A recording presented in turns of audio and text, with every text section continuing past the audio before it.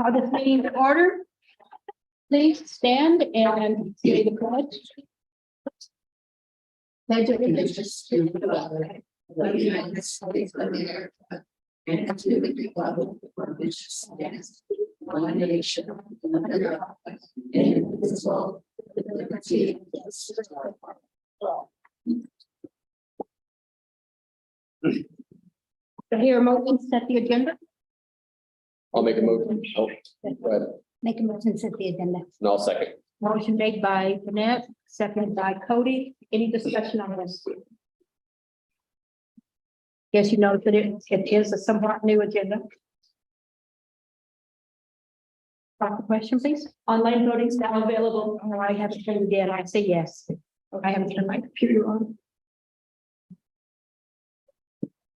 The motion passes unanimously. Okay. Your motion to go into executive session. Move to go into executive session pursuant to CRS 24-6-4024 E, G, and H for negotiations and advice to negotiators to discuss specific student matters related to BOCES MOU and related operational review, and to review documents protected by mandatory non-disclosure provisions of the Open Records Act. And we would like to have Tom Burris, Assistant Superintendent Eddie Ramirez, Sue Claxton, and Carolyn Goff attend that with us, and the board. Do I Is hear? the attorney going to be on by phone? No. No, I'm just asking. Do I hear a second? I'll second. Motion made by Ed, seconded by Cody. Any discussion? Call for the question, please. I vote yes. Voting is available. Thank you.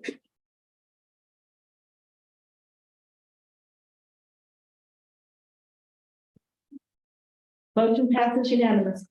Okay, we will be back when we are finished. 6:02.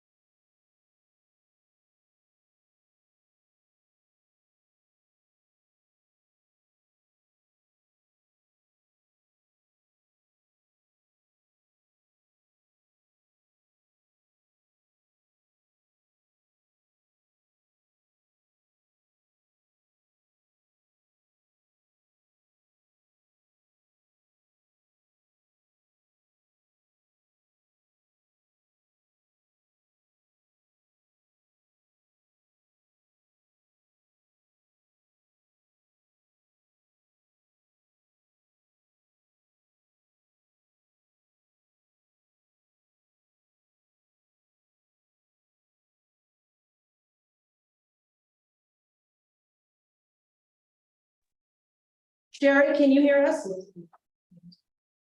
Yes, I'm here. I'm back on the phone. Thank you. I'm sorry it took so long, but we had some important business. Do I hear a motion for the approval of minutes? You want all of them or just one? You can do them each individually, the way they're. I'm sorry, do it the way they're presented. Whoa, I heard her. that just switched over to my computer. Oh, okay. It's coming from. Oh, that's what it is. Or something. As long as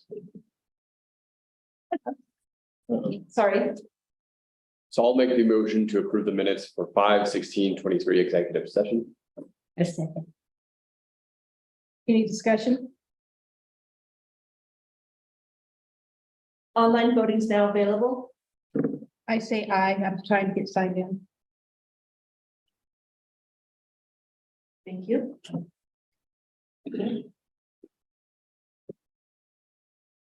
Ms. Harder, you logged in? It says approved. No, it's not. It did.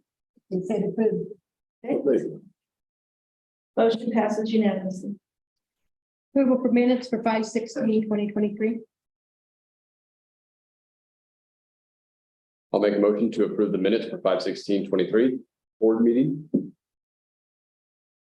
Second. Motion made by Cody, seconded by Ed. Any discussion? Nope. Online voting is now available. I vote aye.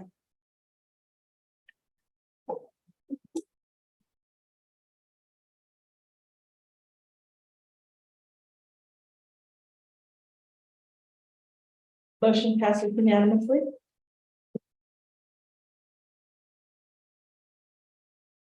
Approval of minutes for 5/30/23 work session.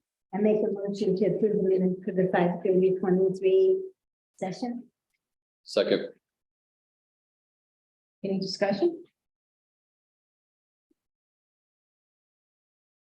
Online voting is now available. Okay, vote aye. My stuff won't come up. Okay.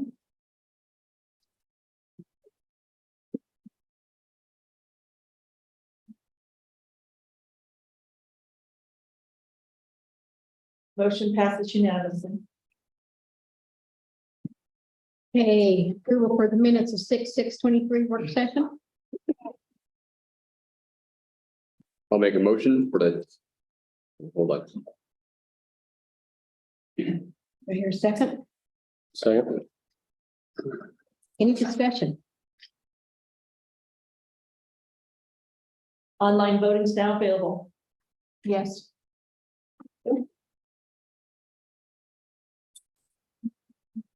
Oh, now it's available. Sorry. Well, mine haven't come up yet.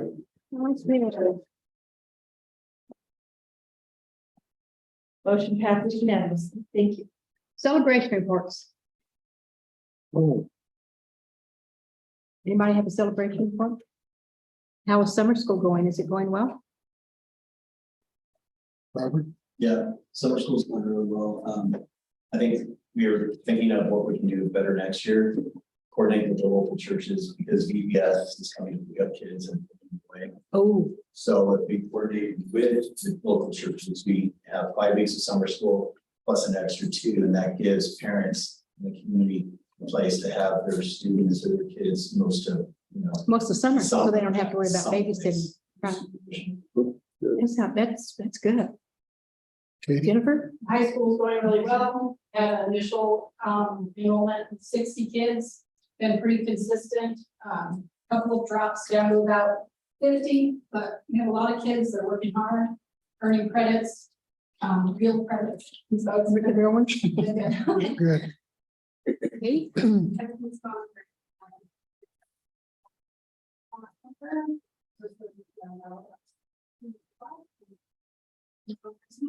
Great. Good. Anything else? Drove around a lot of the buildings today, a lot of work going on I buildings. did that at Mesa. We've got a lot of work going on. And also probably one of the biggest celebrations I too was Saturday night was a fundraiser for Sherry. Yes. Huge support for them. So that was really neat to see the community come out and help them out. So It warmed you to see how much support they had. It was standing room only. So.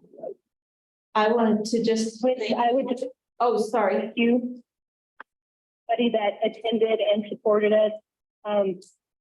There's really no words for something of that magnitude. So thank you very much. Thank you, Sherry. You are loved, Sherry. Yep. I just wanted to thank the board. This was the biggest board packet that we have had since I was hired. And if it wasn't for board docs, this would have been a nightmare. So I really appreciate you investing in that. When you were doing that the other day, I was going, you're not putting it in our bags, are you? There it is. That's the whole thing. Like, Any other celebration reports? I'd like to thank the Lore Foundation. I saw some pics of the MCHS weight room.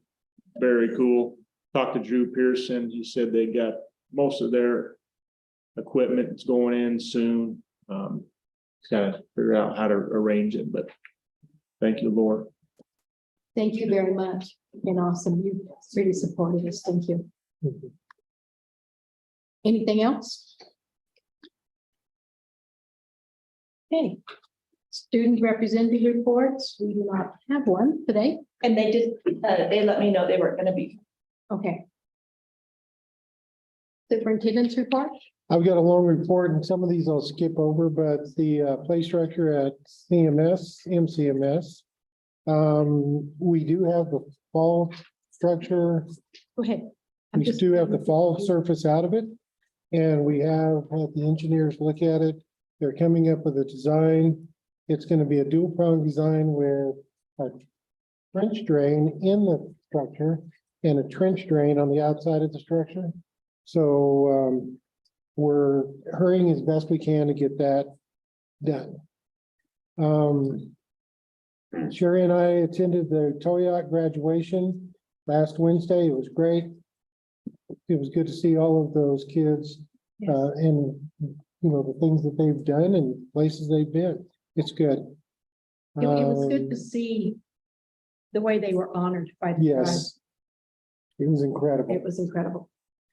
We've had a discussion with PCC about the billing where our bill was $81,000, but because we get part of that in a state refund, our total bill was $47,000 that we have for the kids at the high school to dual credit.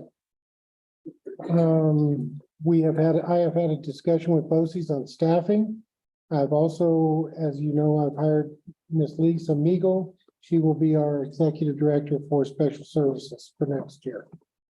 Other new hires include Danielle Bradford, who will be taking over the finance position. Melissa's training her right now. Taylor Franz is also in the business office. She's, as we pick up one more charter school, there's a lot of work with the charter schools, and she's going to be doing most of that. Also, Dr. Jennifer Boniface has been appointed as a high school principal, so congratulations to that. I would like to point out the HR report.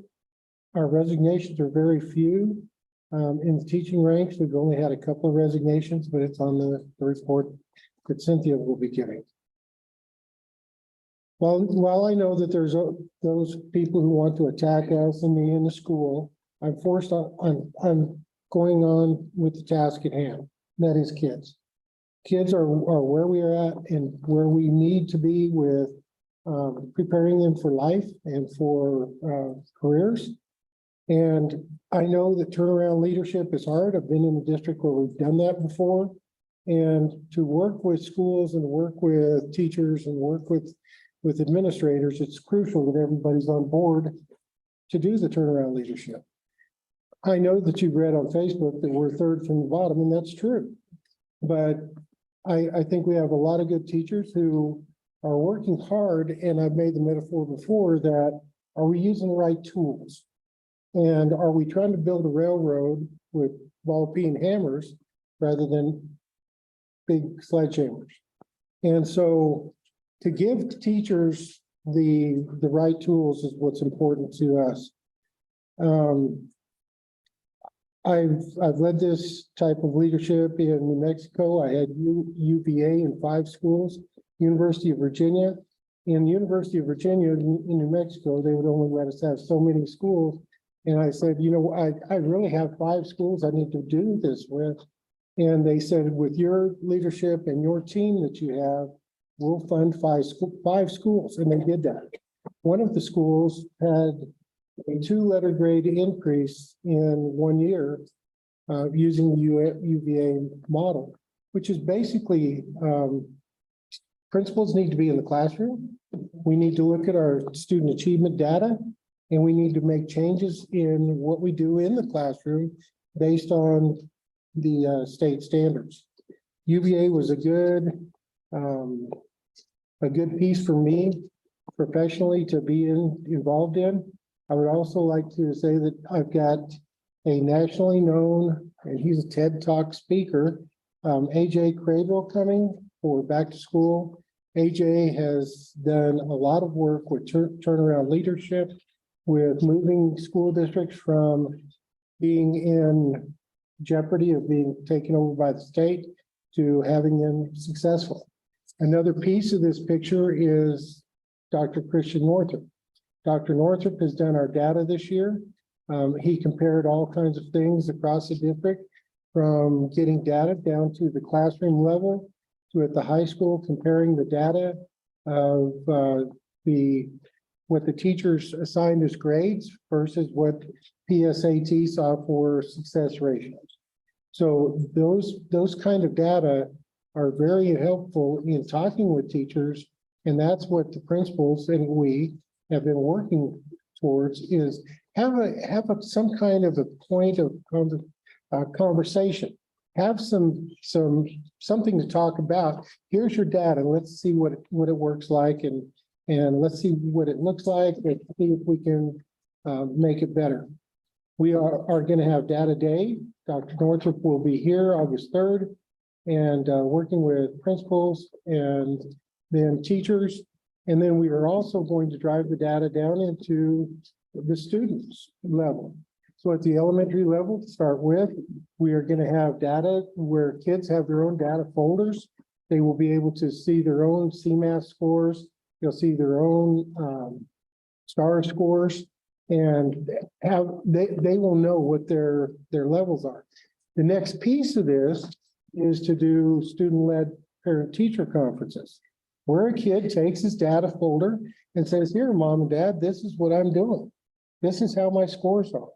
And those are the things that will raise a school district. We've done this before. UVA, I've been, again, very involved with, and we can do this. It just takes perseverance and understanding that we didn't get here in 1 year. We've been going down this road for lots of years, and we can do this. Kind of changing the story, but HVAC, we are going to invest a boatload of money in HVAC at the middle school and at Beach Street School. All of that is through train, and in my former district, we started an early college high school. What's an early college high school? I did the second one in the state of New Mexico. We started it with 4 tracks. We actually held it at the college. Part of those tracks one of those tracks was HVAC, and our students who were in the HVAC program, 2 of those qualified to go to National Skills USA, and one of those kids won the national top title in HVAC. I mean, this is a good thing. I talked to Nick at Comfort Air the other day about doing some work for us. He said, I don't have technicians. I'll give you $30,000 to find me a technician. So I called up my principal friend. I said, where are those 2 kids? Well, they have jobs. But, you know, this is a good pathway for kids to get really good paying jobs in our area. Another one that we used down there was A&P mechanic, airframe and power plant. That's airplane stuff. We were right next to the biggest airplane junkyard in the country, I think. We took apart airplanes. Air Sales had over 5 million catalog parts of airplanes that they resold around the country. We put kids into that system, and those kids coming out of there had to be 21. But at 21, those kids are making $60,000 a year. So that was really a good opportunity for kids. And these are the things in the pathways that we need to find. And this conversation I had this morning with Jim Knudsen from Train, he's going to work with PCC, and I'm going to work with PCC and see if we can't get some kids excited about doing the HVAC route. And if we can get 4 or 5 for next year, that'd be great if we can get it set up. And of course, I'm a little late on getting it set up, but I've done things in a hurry before, so we can do it again. I also have engaged with Elliot Marenblum. Elliot, I found on the internet for scheduling high schools. We're looking at the difference between a 6th period day and 7th period day, and there's a lot more to scheduling than meets the eye. But some of the things we found were just crazy things, I think. We found that we had 10 sections of content mastery, which is study hall, and we were giving credit for study hall. And I'm thinking that's not exactly where we ought to be. We had 200 kids in a Acellus. We had a half credit was given for homeroom. So I just wondered, how do we get kids graduated if the requirement is 24 credits and we have a 6-period day for 4 years, 24 credits? And so I think this is how, but I'd like to increase that to a 7-period day. So you have 28 credits possible, have a little cushion in there, and get these kids back in front of teachers. We have good teachers. We need the kids in front of teachers. My opinion of online stuff from way back is we have the kids who are the least motivated, we put them in the most responsible position, putting them in online classes. They need to be in front of teachers. I know what I would have done with that kind of leeway. One of the things we found too was we had 3 levels of geometry that are all taught out of the same book. And it's like, why do we have that? I was a geometry teacher. I was an honors geometry and regular. What is the other one and why do we have that? So we're questioning how we have gotten to places. One of the things we found is credit for attendance in our Acellus program and giving credit for those kids to complete a Acellus program. And that's kind of double dipping sounding to me. And I called CDE about it and they said, well, you need to stop that. So they didn't say illegal, but they just said you need to stop that. So that's going to be an interesting, and Jennifer and I and a couple other folks, Mark, we've worked a lot of hours on this scheduling to try to get those kids in front of teachers, trying to keep the classes small, but we need direct eye-to-eye contact, I feel. Also, again, AJ Craybill is coming. Actually, he's going to be here Saturday the 5th. And what he'd like to do is a school board member summit. And I'm going to just kind of test the water with everybody around on the 6th, which is Sunday, to see if I could put something together for Sunday afternoon where I could get AJ in front of everybody, all the board members from the area. Yes. No, I'm sorry. Dates are wrong. August. Oh, Christ. Sorry, I scared you. August 6th.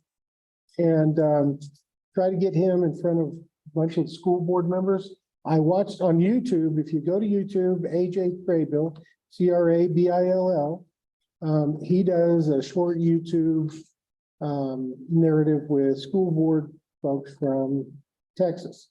He's been a school board member. He was with the Texas State Department, and he's a kid who failed a lot of classes in high school and was a tough kid to handle. So I'm really looking forward to AJ coming to the district and working with us and improving what we do.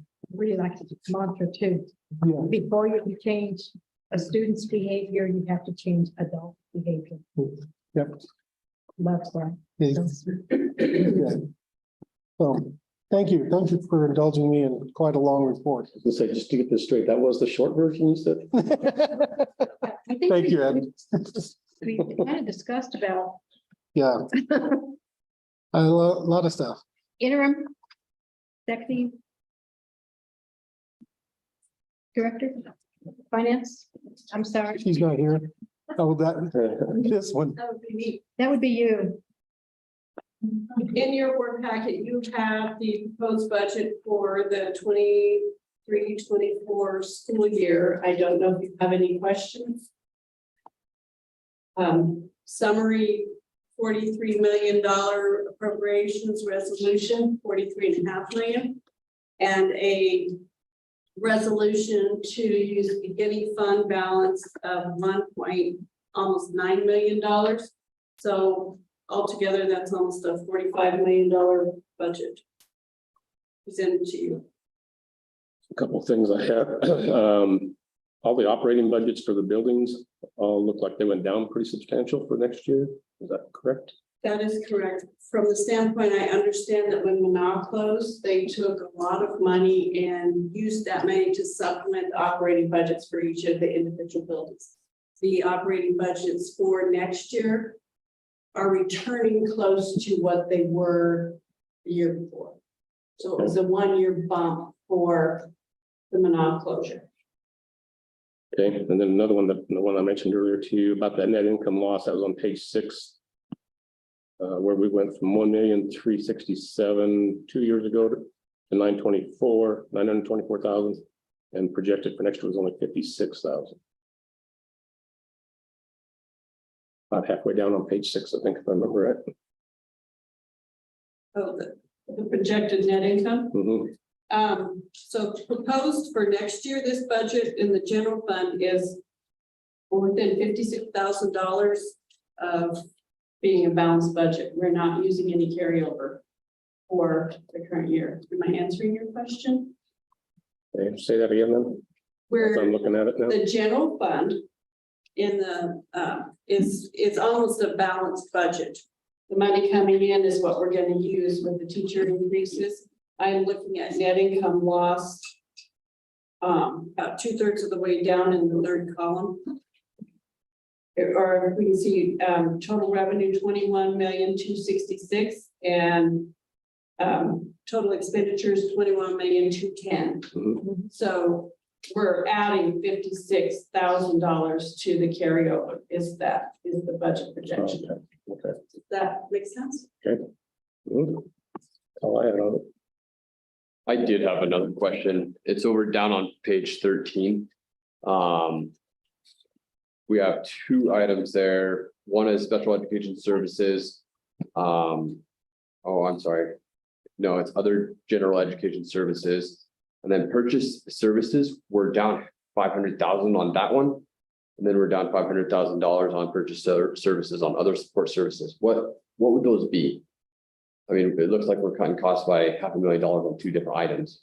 We're cutting budgeted items. Those were items that we aren't using in the current year. So we had $1 million in the budget and we didn't use it. So we cut those in half. Does that make sense? Yeah, no, that totally answers my question. Good. In other words, it's good news. Yeah. We budgeted things that didn't need them. So that's a great, there's a celebration report. I'm late. I noticed in here that we had 1 point some from Kinder Morgan. I thought that was passed. I don't see it right off the bat. On page 6. Is that where it is? That is a misnomer.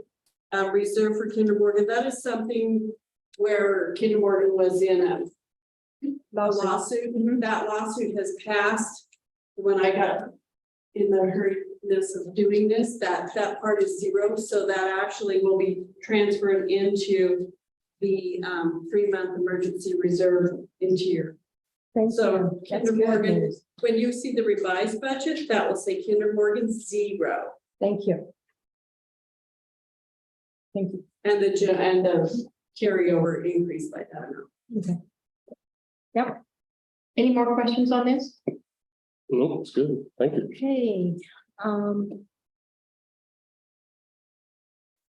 we have it on here to vote for that before we read it. Yeah, It's in the action items, okay, It's not. so. Can I say one more? thing? Absolutely. The biggest item on, we'll look at the biggest item on resolution for beginning fund balances. In grant funds, Oh. you only earn money when you spend it. In this particular item, line number 4, we are using carryover 234,609. That is the Medicaid program. Oh, We earn the money 1 year, hold on to it, and then we use it for nursing services for the next year. So that's what that is. That's kind of a different thing on grants. Normally, you don't earn the money until you spend it, but in this particular case, that's one that we earn it 1 year and spend it the next. So, You're talking about the 234 right there? yes. any more questions? Melissa, thank you very much. I know that it's been a lot of work and I appreciate it. Well, I see, you can easily see the increases on salaries right there, but it looks like there's been a lot of things that have been cleaned out and just really focused on. So I appreciate all that work. And that's helping our budget with our to increase in salaries, correct? We're not as going to use. A lot more detail in my feed that as I train placement, that I'm gonna reiterate line item budgets as much as we can, so it's not just one lump sum. Here's $30 million. There you go. We're gonna split Break it it by down. building, by teachers, administration, paraprofessionals. That will help us. Thank you. Hey, Assistant Superintendent. Yes, ma'am. Madam President, members of the board, I just want to make a brief comment about the joy of working with Melissa side by side. All the ideas of check and balance and reorganization of the staffing within the business department. We're seeing a product with its projected budget, and we're going to see more on our side from the instruction and academic side and the alignment of planning in the 90-day plans and the board strategic plan and spending. It's when you have that alignment, then you start justifying how it's going to make a difference in the initiatives for student performance. So kudos to her, and we sad today that she returns to retirement, but she's been excellent. Also, the roofing project is underway at the middle school. Tonight, you'll have a proposal for the base bid and 2 lots of bids for the middle school and beach. We're also working for the July meeting to come back for the rest of the bid lots. Approximately 5.5 million was the initial bid for all the lots for the HVAC program at the middle school and beach. And so we're working on that for not only the proposed budget, but also out of ESSER 3 and then capital reserve if needed, if we're short on that. Also, thank you to the board for approval in the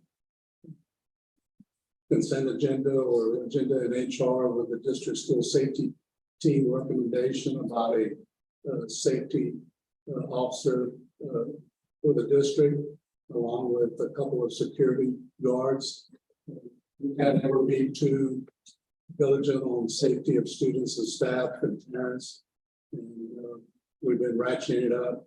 We have a 2-day training for the incident command teams and left of bang training for the 31st of July and the 1st of August. We held a charter school meeting where we met with them, and again, Melissa was instrumental and presented a template to them of all the services that are voluntary and all the services that are mandatory that they have to participate in, like our financial software, our power school, and some of those items. So we're off to a good start, and we're having the charter schools all be on that, what we call, five visions now, the school ER pro. And also, the portable building for Mesa should begin to arrive in the month of June. Foundation work has begun, the state permit was issued, Ramco is busy on that. Mesa playground is almost complete, and then they'll leave and come back for Kemper the 1st of August. And like Mr. Burris reported, the turf was removed at the middle school, and Mr. Burris has explained about set engineering working with the district in reference to assess the damage and design of the plan to correct that. Other questions on that? I also have a financial statement for you for the quarterly report, March 31st, 2023. It has the column of the audited amount from the 21-22 audit. Also, the budget amount for this year that's going to end for 22-23. And then year to date, fiscal year in reference to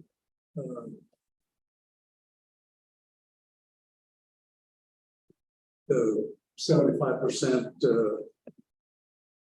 of the year extended. Thank you. And then further on in the back, you'll see a breakdown by assets and liabilities and the fund balance. And then, of course, also the annual comparison of all funds.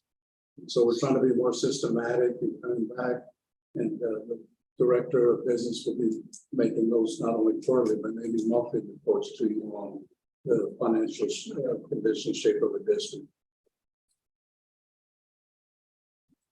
Any So questions? we have 2 SROs on staff now. We have one SRO that the city funds, Mhm. and we asked for the creation of an additional one from the district, and then 2 security officers at the lower one.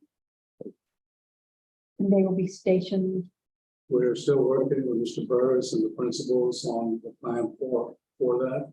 The issue also, also the consideration of canine services in-house because of the uptick that we've been having in the secondary schools, and as some elementary principals have reported, they're upper elementary grades as well. So we want to be proactive and be have an intervention for that, and so that we can also follow the education for the kids. Any other questions? Thank you. Thank you, Sam. Thanks, Eddie. Yes, sir. Student Academic Services, Mr. Carr. Evening, board. I would like to, the bulk of my report is similar to last month's report, in that a number of things are continuing to go on. What I would actually like to do is direct your attention to, first of all, there's an added document there. It's an update to the June report. If you would have a look at that. There's a couple of things that I wanted to share with you there.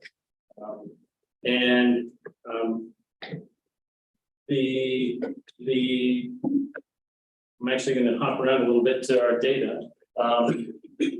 First thing, STAR data, obviously we ended the year with STAR data. I shared some of that information with you guys at our last board meeting. And at this point, that data is not any different than before, so I haven't re-included that. But good news is that our state data is available to us currently in the raw form. We have CMAS data and we have SAT and SAT data that we are sharing with Dr. Christian Northrup. So he's going to provide the analyzation of that data and be able to provide that to us so that we can start working with that relatively soon. That's good news because historically we haven't always seen that right away. You know, to have it mid-June, CMAS data, I mean, I'll be honest, I remember not even that long ago, if CMAS data would come out, you wouldn't see it until the 1st of August. Yeah. So to have raw data right now and to be able to break that down to the student level, that's what it's at right now, is at the student level. So we're going to have that information as soon as Dr. Northrop can get through it and provide us with some reports on it. So I look forward to presenting that to you guys throughout the summer. Now that data, because it is with state test, it's embargoed until the middle of August. So we'll be able to share it, just not publicly at that time, but you will have access to it when we get it. So just know that that's right around the corner. So that's why there's not a ton of change in things going on.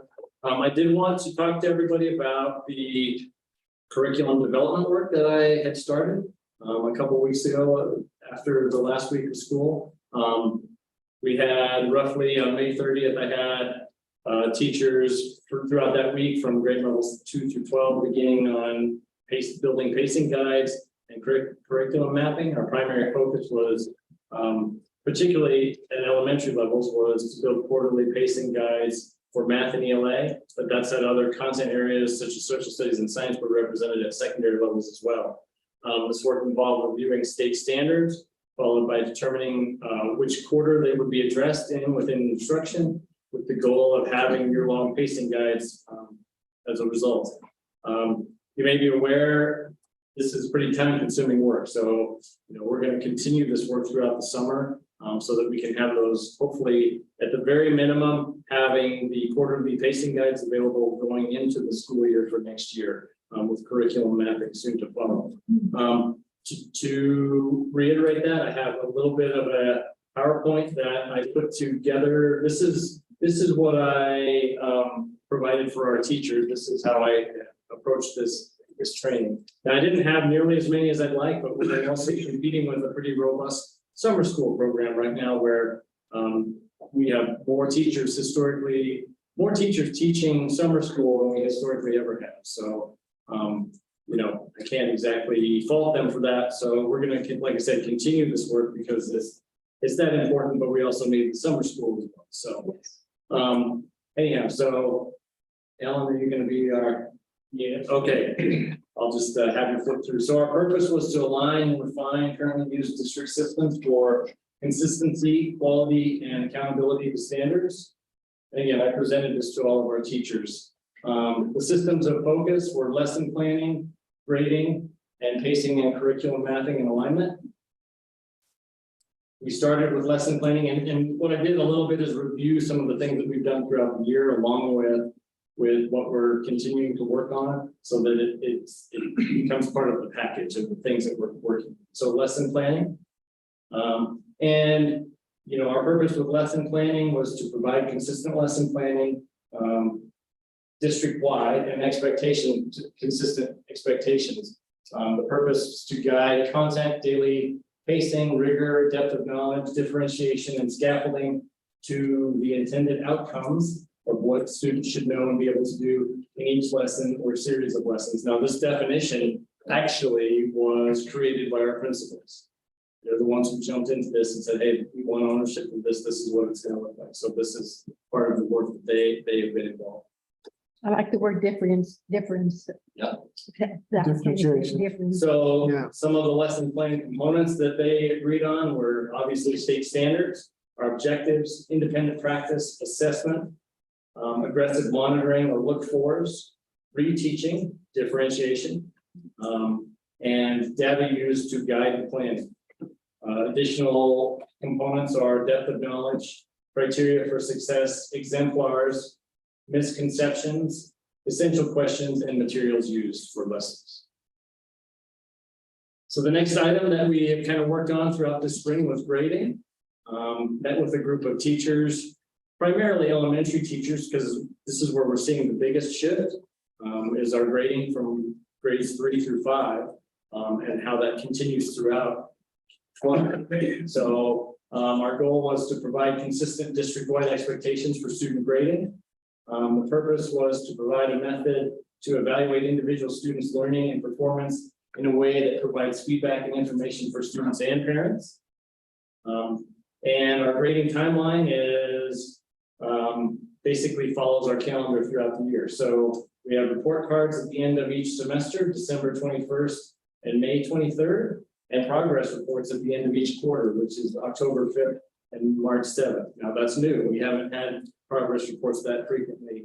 We've just gone through report card cycles. So this is an additional level of providing information to the people that need it. And it kind of looks like this, just as far as a visual. First quarter is going to be a progress report. Second quarter will be a report card. Third quarter progress report. Fourth quarter report. They can, parents can access, Power School in between That's times. what we're working on, yes. So that there's notification, there's information, and So they don't have to wait fingertips. until progress reports come in. So that there's not a lot of surprises. So grades 3 through 12 will be utilizing a traditional grading method. The scale is, as you are aware, pretty traditional. 90 to 100% as an A, 80 to 89, B, 70 to 79, C, 60 to 69 with a B, and 0 to 59 is an F. So part of the rationale for this was that with our previous elementary report card, it's fairly confusing as far as what any of the remarks mean. It's standards based, so that's on a scale of 1 to 4. 4 technically being you've mastered the standard, 1 in that level of development. But there's not a lot of great feedback for parents in that, understanding what exactly that means. We feel like this is more straightforward, at least from an understanding perspective. People are used to this, they've seen it before. This will also help us with our transition between 5th grade and 6th grade. We were seeing a lot of failures at the middle school, 6th grade level because kids didn't quite understand that they were being graded on assignments, and that's a cumulative thing, and it would build towards the final grade. Because historically, K through 5, they hadn't really had to deal with that. So there's a number of benefits to this. So some continued key points and district expectations for grading were that core class for elementary, middle, and high school will submit a minimum of 2 grades per week into Power School. 50% of grades will be based on assessment and 50% will be based on assignment. Grades must be updated weekly and completed each Monday. So information is up to date. You can't have lingering information out there. Elementary specialist classes, PE, art, music, etc., will have not quite as rigorous, but they'll still have to do 1 grade per week because of the volume of kids. Missed assignment / classwork or due to absence will be allowed per district policy to make up days for the missed day. Assignments and classwork not turned in on time, not due to absence, will only be accepted up to 1 week post due date. Again, we're trying to keep things up to date and keep things timely. And notification of late or missing assignments should be provided to parents or guardians on a regular and timely basis. And we do, to your point, have Power School that might help us with that. There are features where notifications can go out automatically through emails or other resources to let parents know, hey, a student missed this assignment or didn't turn it in on time. So we've got to try and utilize all those. So when you say that missed assignments due to absence will be allowed per district policy, are you talking unexcused absence or excused? That's excused absence. Okay. The We unexcused- might want to put that word in there. Sure, we can add that, but the unexcused falls more under the other. Right, but it just says not due to absence, so I kind of Yeah. might want to clarify. Yeah, we can definitely clarify. And so that moves us to understanding standards, pacing, and curriculum mapping. Our purpose was to ensure Colorado academic standards are being met at all grade levels to help guarantee that RE-1 is preparing students for successful preparation for next academic levels. Something interesting that I kind of ran into when I was putting this work together is that in 2020, the state revised or updated all standards across the board. Well, they provided like a whole host of resources for that to happen. And I personally was noticing that those were things that I didn't have access to before, I didn't know were available.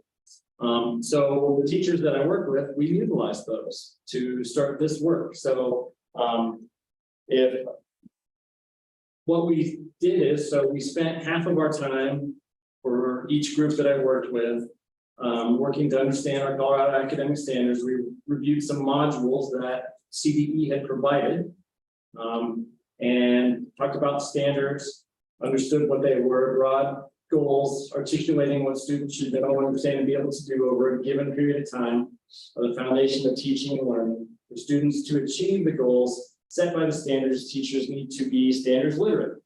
And this means they must. So basically, we did a review of some of these standards because even to each teacher that I spoke with, they don't recall having done that. And that's an integral part. I mean, it's hard to ask them to start putting together a pacing guide if we don't know exactly what they look like. Now, that's not to suggest that the teachers didn't know their standards. It's just that they hadn't spent this kind of time looking at them to truly break it down and understand what they were.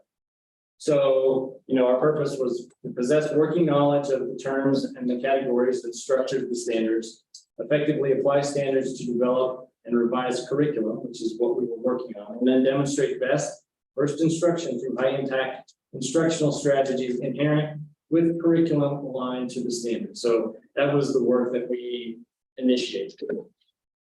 So our first step in that work was to review the standards, as I said, build quarterly pacing guides for state standards and ensure that the guides align vertically. Each grade and content will look at a year-long span of state standards that need to be covered and determine what should be covered and when. So that was the bulk of the work that we started a couple weeks ago. I do have an example of some of that work. It is, trust me, not complete, but I do want to share this with you just so you have an idea of what this looks like. This is from one grade level.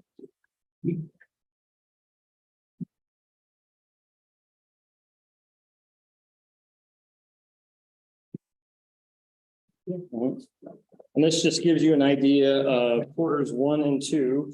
I'll tell you, this is third grade. Yes. This is third grade ELA. But you can get an idea from that particular pacing guide, what happens in quarter 1 and quarter 2. There's a lot there. And to say that we're through this work is by no means accurate because this is just the tip of the iceberg, really, getting this going. But this is the work that we engaged in right after school ended with the teachers.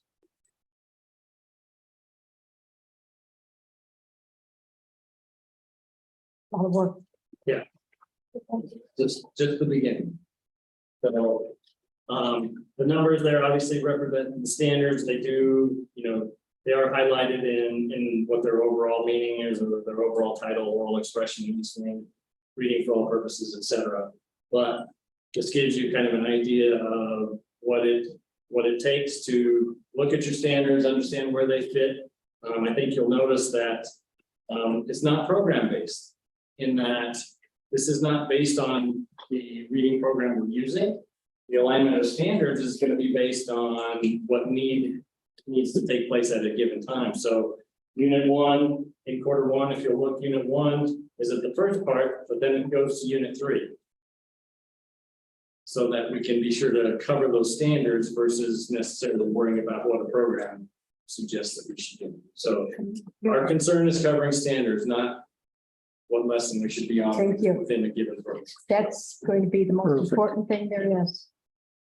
So that's the bulk of the work. That's one example. I've got others from other grade levels, but like I said, it's an ongoing job, and it's going to take us through the rest of the summer to get a lot of this done. I'm hoping that once summer school ends, I have an influx of some more teachers that want to hop in and do some of this work, but I think we're off to a good start. So, and that is the bulk of my report. Thank you. Thank you, Jim. Thank you, Jim.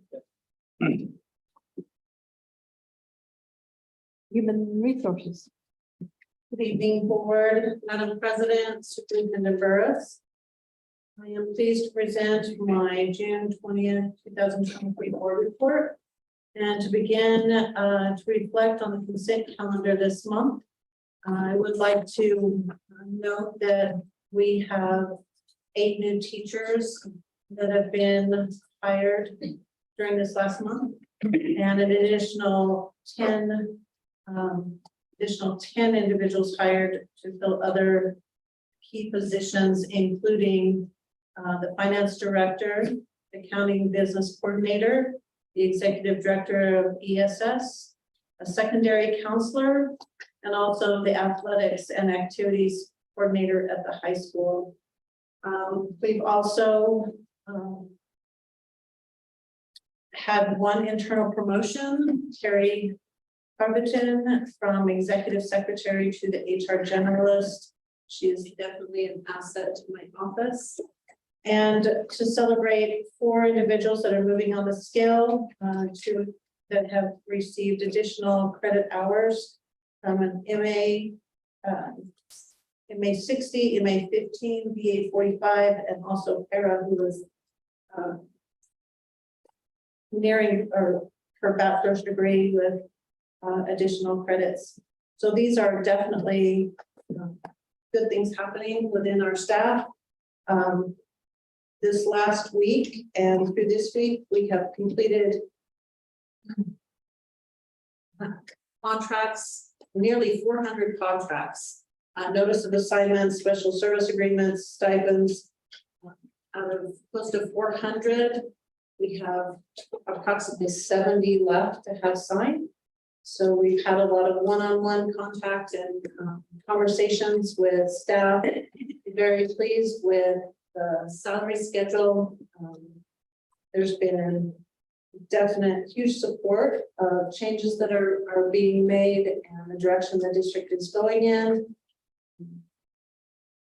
It was a pleasure to provide that information and those contracts to individuals who are so appreciative. So it was definitely a positive week. Carrie's assistance, and then we are scheduling makeup days this Thursday and then continuing next week for the individuals who weren't able to come in. So that it's very appreciated. I wanted you all to know that. As I said previously, we filled some key positions, and we've also requested new positions, as Mr. Ramirez had indicated on the consent calendar, to include the Director of Safety and Security, the security officers, and then a new Assistant Band Director position. An attachment to the consent calendar is also all positions that were hired for the summer school program, which was quite inclusive. I would also like to note that we are continuing our recruiting efforts. We do have a few key positions, the high school AP, and I think 7 teaching positions left throughout the district that are key core positions. However, we are receiving applications daily, and our administrators are conducting interviews. And we are very hopeful and confident that we'll be able to fill those positions. I'd like to move on to the best part of my report each month is insurance. I know you all enjoy it. This time, instead of the health insurance, we're going to go over the liability insurance with SIDSIP. This is an action item, but I wanted to give some consideration to the changes in our coverage this year and the increase in cost and what that is due, where that is coming from. As you go through the attachments that I provided on page 15, it gives a list of the differences from this year or this current year to the next year and the increase. Last year, our premium for the year was $219,525. This upcoming year is an increase of $24,906 to a total of $244,431. And if you can see the property values that we increased, and that on the next page is based on our adding the modulars to Kemper and to Mesa and to Lewis. So $370,000 modular at Kemper plus an additional 15% of building value for the foundation. $370,000 modular at Mesa plus additional 15% of the building value and contents, and then $270,000 module at Lewis Elementary. So this increase in our coverage includes the value of the buildings. And even though we have closed Manon, it's still our property. And so we have to continue coverage of the buildings. It will remain empty, and our maintenance director will walk through and check it on a weekly basis to make sure it hasn't been vandalized in order to keep coverage on that building. So we decide what we do with that. And then also, this does include removal of the school in Pleasant View as it is being transferred to the charter. It will be canceled off of our insurance. And then if you can check the equipment or vehicle breakdown was not a lot, about $500 increase, but that includes the new buses and the new fleet vehicles and for coverage for that. And so if you review the renewal considerations that CIP has provided, I'm not going to go over on all of that, but they definitely discuss the current insurance market, and replacement costs have increased by 8.5% on average.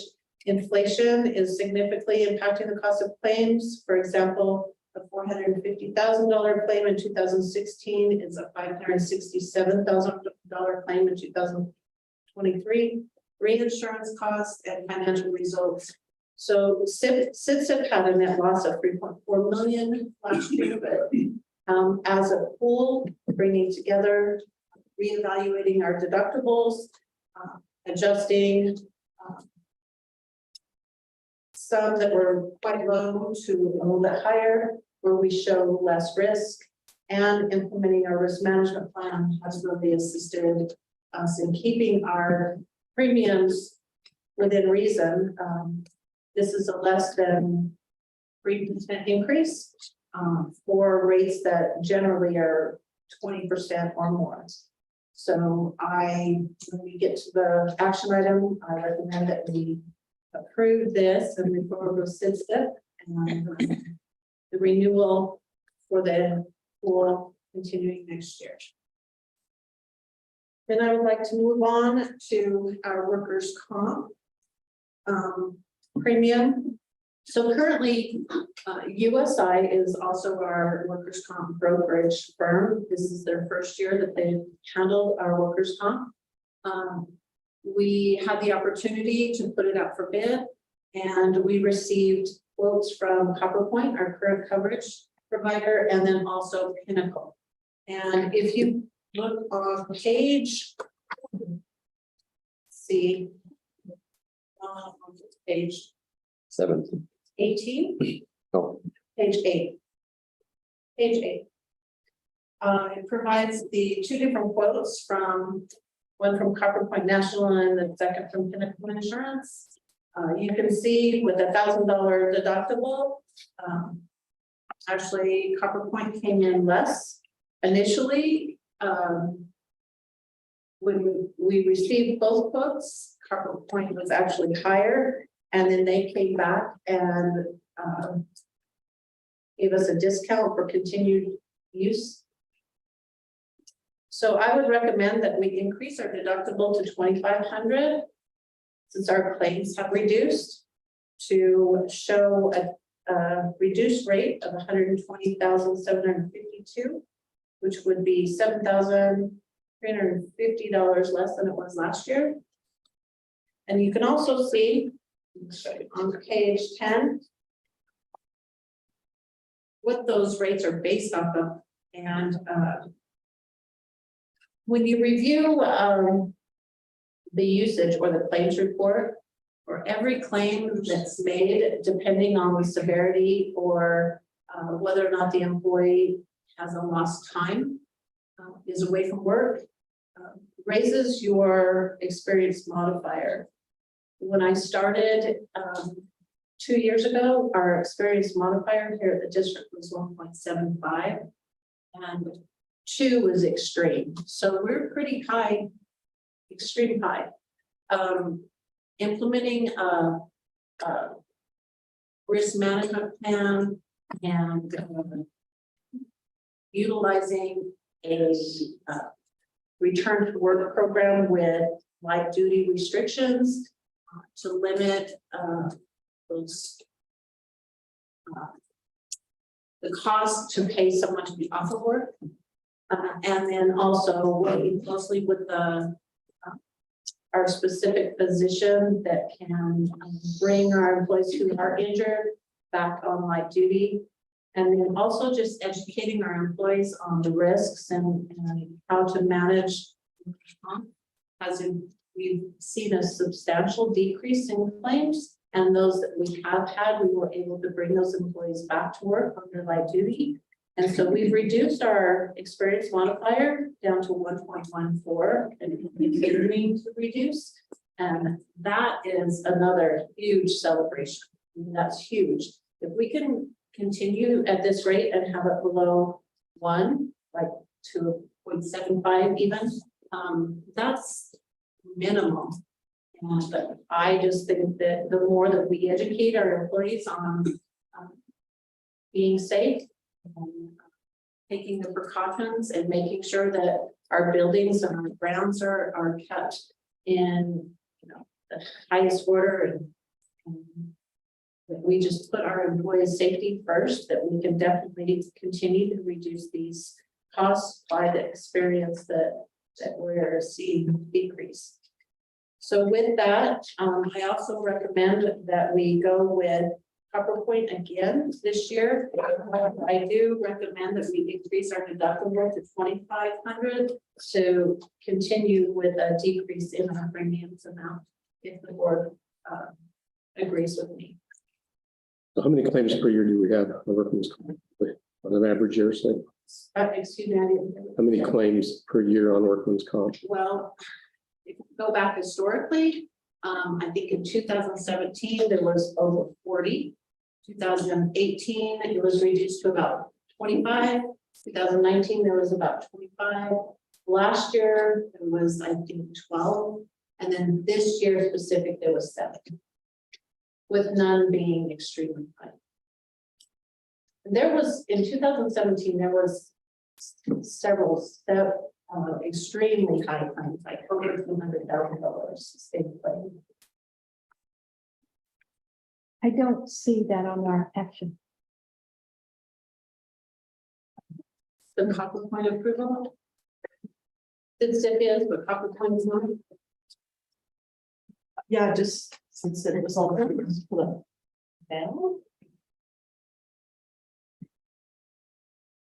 I will get with USI and.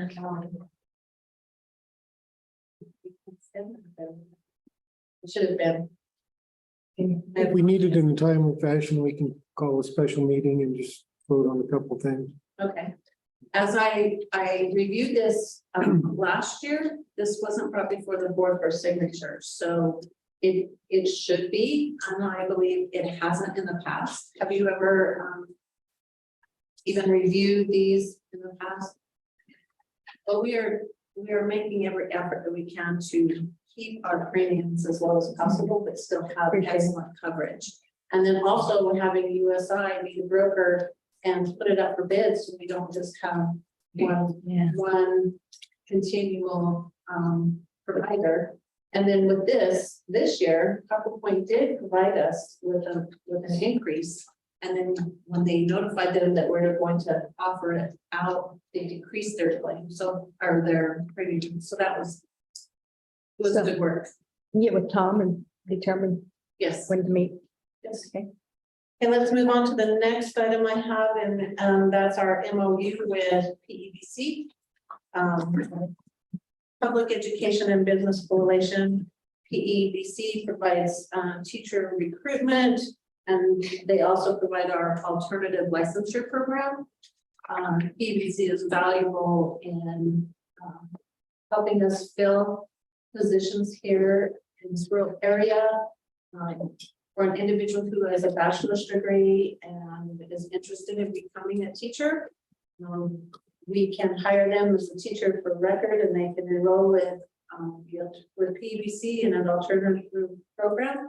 And within 12 to 18 months, depending on which position that they're attempting to get, they can get their teaching certificate, and they can actually be teaching while they're in the program. So what kind of an education do you need to get this?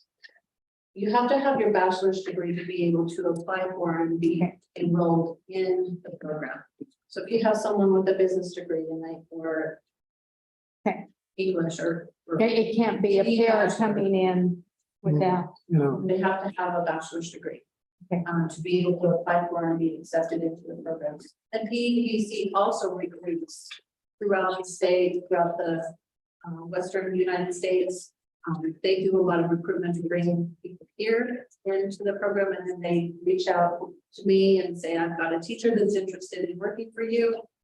Usually we find the individuals and then send them to PEBC, but it's still a really good partnership.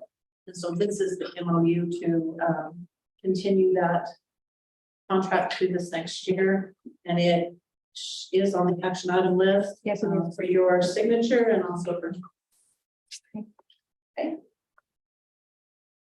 And then also, I just wanted to give an update.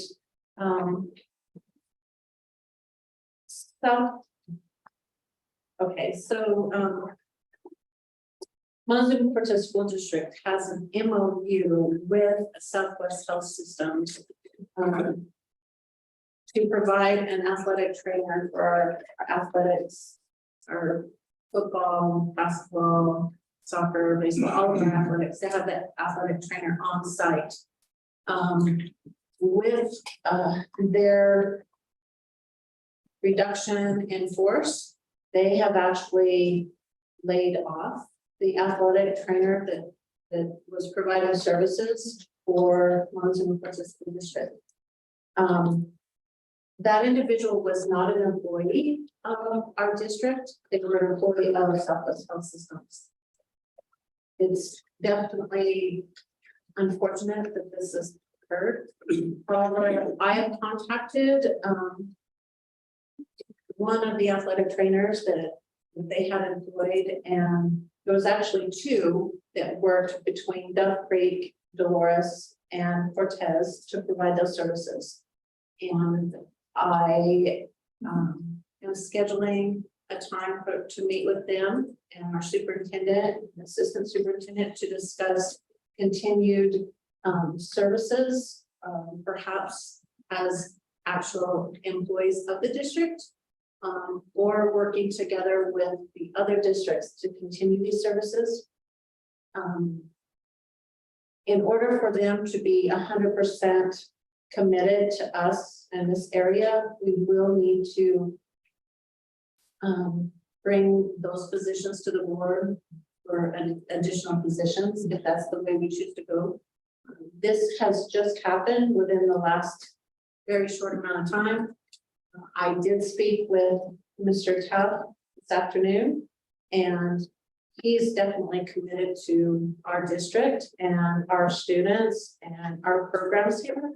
And he and I had a wonderful conversation about other avenues that we might be able to move into, other processes and possibly other classes. So I just wanted to give you an update on that. So I've heard individuals claimed that he was our employee and he was not. The same with Mr. Kevin Lichner. They were both employees of Southwest Health Systems, but what we want to do is do what we can to continue that relationship and work with them so they can continue providing those services for our district. We are required by law to have them. So we, please work on Yes. that. He's going to come in tomorrow morning, I believe, depending on Mr. Burris and Mr. Ramirez's schedule, whether it's tomorrow or the next day, but they're both going to be with us and very excited to see what we can do. So I just wanted to give you an update on that. And then I also wanted to celebrate the fact that we have had higher retention and an increase of new hires in the last 6 months than averages over the previous 2 years. With higher retention. Higher retention and increase of new hires. And I want to comment on that because there's been so many rumors, I guess, or comments made saying that we've had a mass exodus of teachers, which is not true. And that we've had a mass exodus of employees, which is not true. There is a lot of really good things that is going on in this district and a lot of positive affirmations that should be made. I know that there have been situations that have been unfortunate and I truly wish those individuals the very best in their future endeavors. And I want to focus on the wonderful staff that we have right now. I want to repeat what Mr. Ramirez said, working with Melissa Bruner. It's been a pleasure to have her here at the district office. She is a bright light for all of us, and she's had experience working here in the office, and she, she's done this before. We have 2 individuals that are new hires that she's working with daily and training, and I'm excited what they can learn from her. But it's the energy here in the district office is really positive. Carrie Hoverton, a new assistant, is amazing. If you haven't met her, who is out by, her bright smile walking through the doors is worth it. And I just really hope that we can continue to do great things for the students of this district because they deserve it. Thank you. Thank you. Thank you, Cindy. Things, I did get on the Teach Southwest Colorado website too, and very few openings. Between here, Pagosa, everywhere. But back to a little bit on that workman's comp answer about how many claims we have. If I'm doing the math right, but I can't necessarily check my math, I don't know. I show if we have over 4.5 claims, that wouldn't be a good proposition for us to increase that to a $2,500 deductible. Okay. Or am I not seeing? So that would increase. That would be $10,000 versus $4,000. And that would be more than the $7,000 increase in the premium. So perhaps we should hold off and keep our deductible at 1,000 until we can show that we can reduce our claims to less than 4 per year. That's what I'm seeing, but Makes I may be doing it wrong. I don't know. I just did it real quick here, so. I'm hoping with the increase in our safety, security, Mr. Ramirez's training that he's implemented, that we can continue increasing the risk management, risk control, to decrease any type of those. To go from what you said a few years ago, from 4 down to 7, I mean, that's pretty. Yes. It is. That's huge. We've done great things with our That's huge. insurance in the Yeah. last 2 years. Huge. A lot of No, hard work. It's what I know insurance, so I'm excited to talk about it. I know it's boring to you all and Cindy's Oh, gonna no. talk insurance again, but. Mr. Burris told me the other day that he could not wait to hear you I discuss. think and it's not benefit, it's not the health insurance this time, but Mr. Corbett has asked if he could return and give an update next time. It's important for us It to is. know this. It It is. is very important. So thank you. Thank you. And just ignore Tom, please. A lot of hard work in the last couple of years, huh? You've done Made a phenomenal. lot of changes. A lot of progress. Thank you. Thank you. Any more questions for Cindy? Board reports. Anybody have a board report? I do. As you guys know, the legislative session's basically over. We have, but a new law has been passed. And this is important, that's what they, Dr. Boniface. Bomb threats and fire alarms and all of that, the threats that come through is now a felony. So you might want to share that with kids who want to get out of a test. It is now considered a felony. Just giving you the heads up that passed just before the session was over. Anything else? Okay, moving right along. Citizens address the board. Do we have any? That's just it. Bill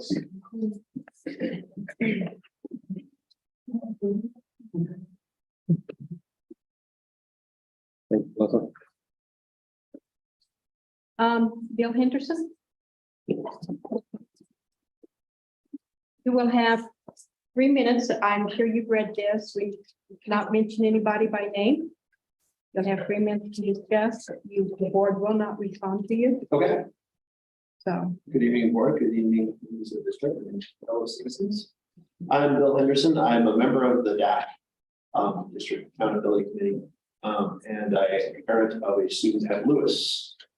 I want to quickly cover the purpose of the DAC. This is from the mission statement. The DAC's mission is to support the Montezuma-Cortez RE-1 school district students, parents, and the community. So that's the purpose of the DAC. Wanted to talk about a few positives that the DAC has been able to achieve so far since I've been part of it through this school year. We did a family engagement survey, which was very informative to us, provided a lot of information on what parents are feeling good about, some of the struggles, especially in areas of communication, how they feel about the staff of the schools, some really good stuff there. And there's many great specific areas for improvement and specific areas where parents are feeling good about what's going on in the schools. So there's a lot of substance there, and we look forward to doing that in the future years, and also putting together a report and getting that out to the general public. So the family engagement survey has been productive. Objectives coming up that we hope to work on are to work to improve family engagement, eliminating barriers, various barriers that there might be to better family engagement. Return to some of the historical things that helped perhaps before COVID, or perhaps that we just got away from having parents in the schools, more open house nights, that kind of thing. Working on solutions for truancy. Also to grow involvement in the DAC and the SAC, the school accountability committees. Our objective is to work towards participation from all schools there at the SAC level. So, and I'll just kind of close with, on the action item list is bylaws. We've had quite a bit of conversations about the bylaws. A set of bylaws provide structure and organization to a committee like ours. The work actually comes from everyone who has a stake in the challenges before us. Students, teachers, parents, administrators, members of the community. So I would just submit, let's get the bylaws done so we can start the hard work. That's all I have. thank you. Thanks. Bill? Next would be MB.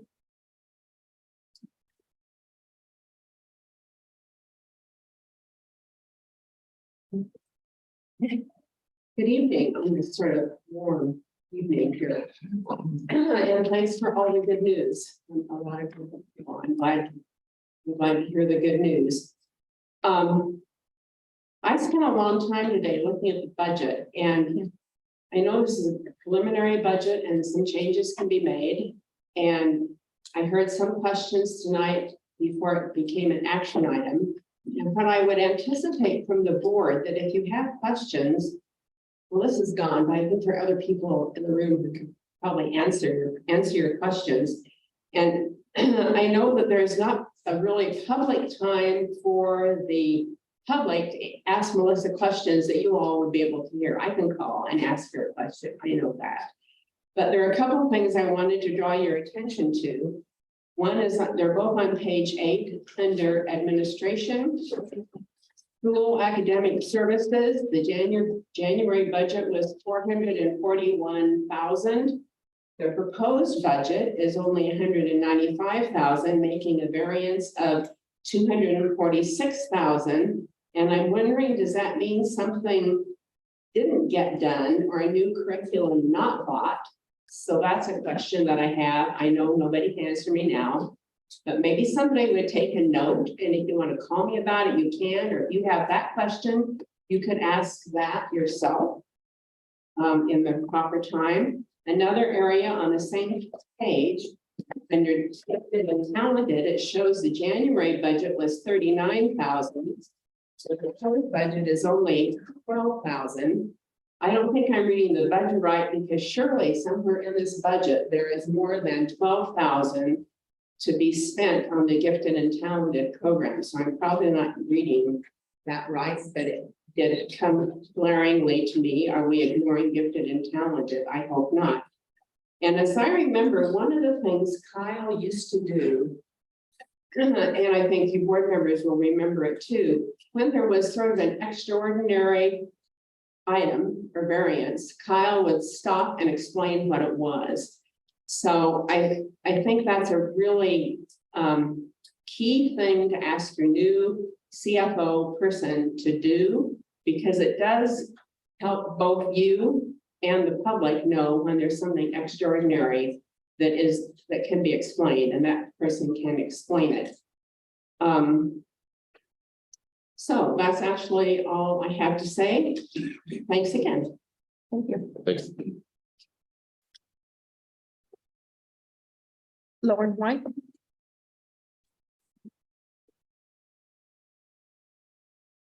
Good evening.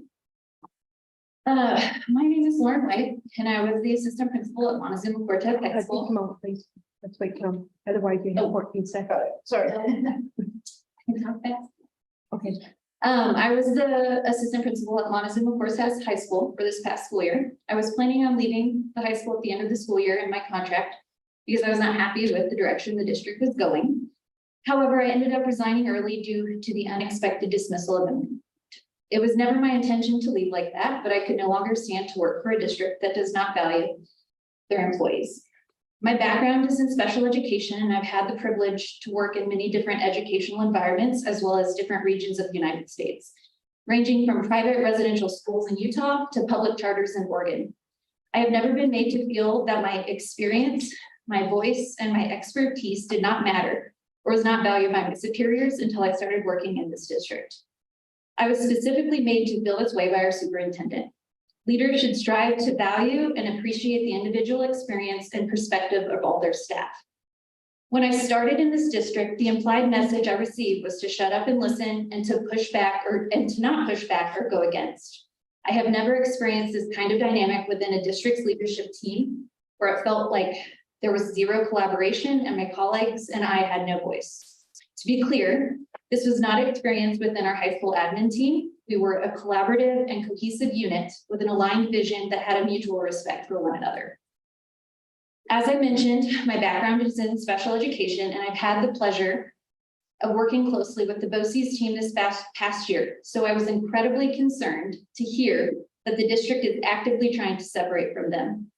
If this is the case, it is imperative that the district be transparent on what the substitute plan is for BOCES.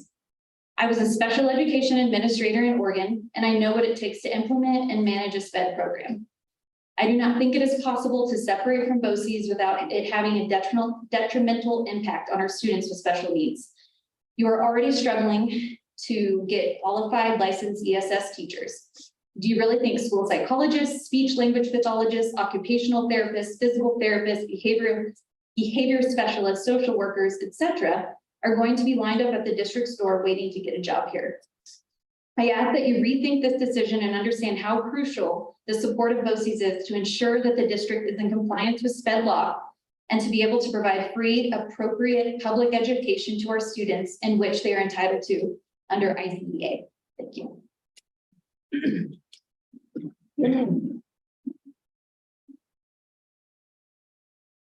Emily?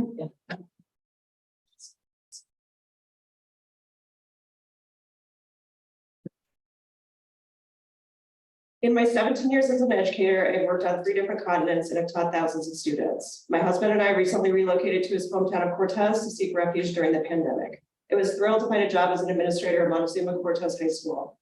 One thing that initially struck me was the defensiveness of the veteran high school staff. Curricular and instructional suggestions were generally received with suspicion. I struggled to understand this mentality at first, but over the past 3 years, I have learned why the long-term staff of Montezuma-Cortez School District are so hesitant to change. In short, they're traumatized. When I asked a retired teacher why so many in the district are risk averse, she responded, quote, teaching in Cortez is like teaching in a war zone. You develop a pretty thick skin. Some of the people you are working with have been 7 to 10 administrations, each with new ideas, each with new policies and mandates. It's how they survive. After the time I have spent working in this district, I am now faced with my own trauma. In my 3 years in the district, I worked under 3 superintendents. I myself am the 3rd high school principal in 12 months. And the school is now bracing for yet another leadership change after I was suddenly removed from my position. I have watched respected and dedicated colleagues of mine dismissed suddenly and without clear explanation, including Principal Whitney Rapp and Manana last spring, and my own principal Eric Chandler at the high school this past summer. Excuse me, you're not to discuss names. Okay, thank you. This kind of chaos and instability is toxic to staff around student success.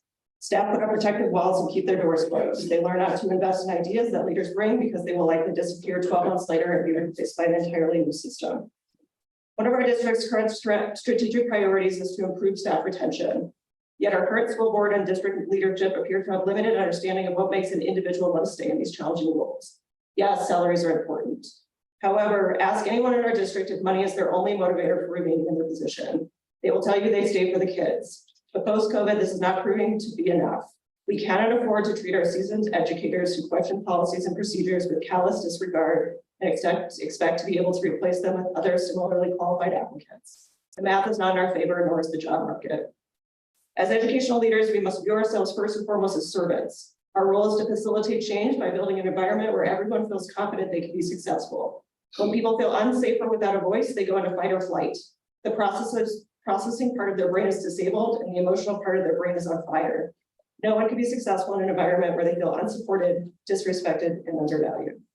If the Montezuma-Cortez School District wants to find any sort of meaningful solution to this growing crisis, a crisis that impacts quote, every student and staff member every day, we need to start by electing a school board and hiring district leadership who are willing to solicit genuine feedback about how we can move forward, rather than individuals who are threatened by criticism. The best leaders don't take the anger of others personally. Instead, they listen with open minds, acknowledge frustration, and make the difficult changes that need to be made to best support those in their care. Thank you. Nikki?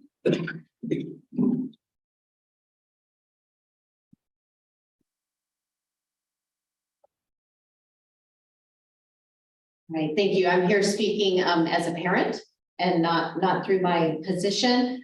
First off, the school board hasn't met since May, so I did want to shout out and celebrate our baseball team and our golf team who did phenomenal this year with one of our girls finishing in the top 20, Chancey Patrick, which is just great. So I just wanted to celebrate those. I did want to draw attention though, that is a small team and they were asked to take a minibus to a lot of things, which does not seem like good use of our district resources to not take the expedition when we have a smaller group of kids. So not sure on that. So I just wanted to bring that attention. But what I really want to speak on and advocate for is keeping our athletic trainer. He has been a blessing to my son and many, many, many kids in that building. He worked, and I'll speak from experience, he worked with Gabriel as he was recovering from a concussion to get him back into the classroom to be able to learn. So it is not just physical injury that he is working with. I know I can't say his name, but everybody knows who he is. And to get him back, the relationships that he built with our students and our athletes are phenomenal. I cannot believe how many kids walk through those halls to go give him high fives, hugs, knuckles, and they will be heartbroken not to have him there. And the safety of our kids is at risk. So I would ask that the board and the school district figure out any way possible to make that happen for the safety of our kids. And then if that involves looking out for grants, working together collaboratively with other school districts, as mentioned, we need to think outside the box to keep that gentleman in our building, because he is an asset, not just for that building, but for our students and for our community as a whole. Thank you. Thank you, Nikki.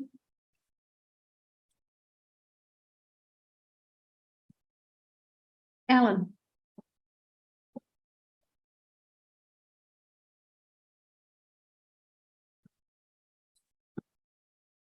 So, thank you very much. Wait just a moment.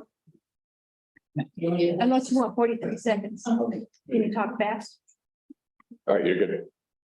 All right, well, thank you for the opportunity. My name is Alan Mays, live out of Lewis, grew up in this area, so have a feeling for RE1 from everything that goes on here. My reason for being here tonight is just to ask, do we have a new curriculum for 23-24? Have all of the board members seen that?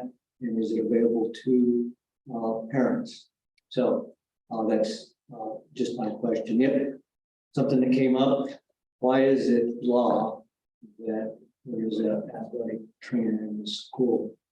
Now that's changed over the years. We didn't have that when I was at school. We had our coaches who knew everything about their students and kids in these sports. So if somehow you can get that message out. I learned about those folks being terminated today at the commission meeting, and it's one of those surprises that is happening.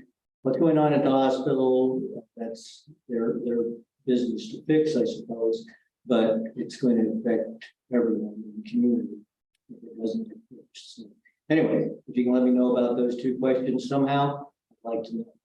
Thank you very much. Thank you. Lynette.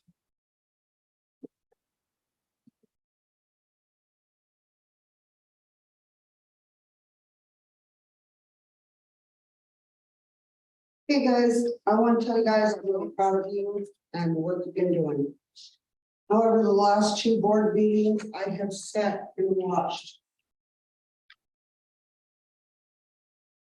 people with their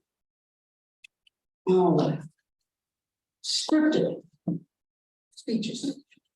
I've seen them bash the superintendent. I've seen them bash you with their scripted things.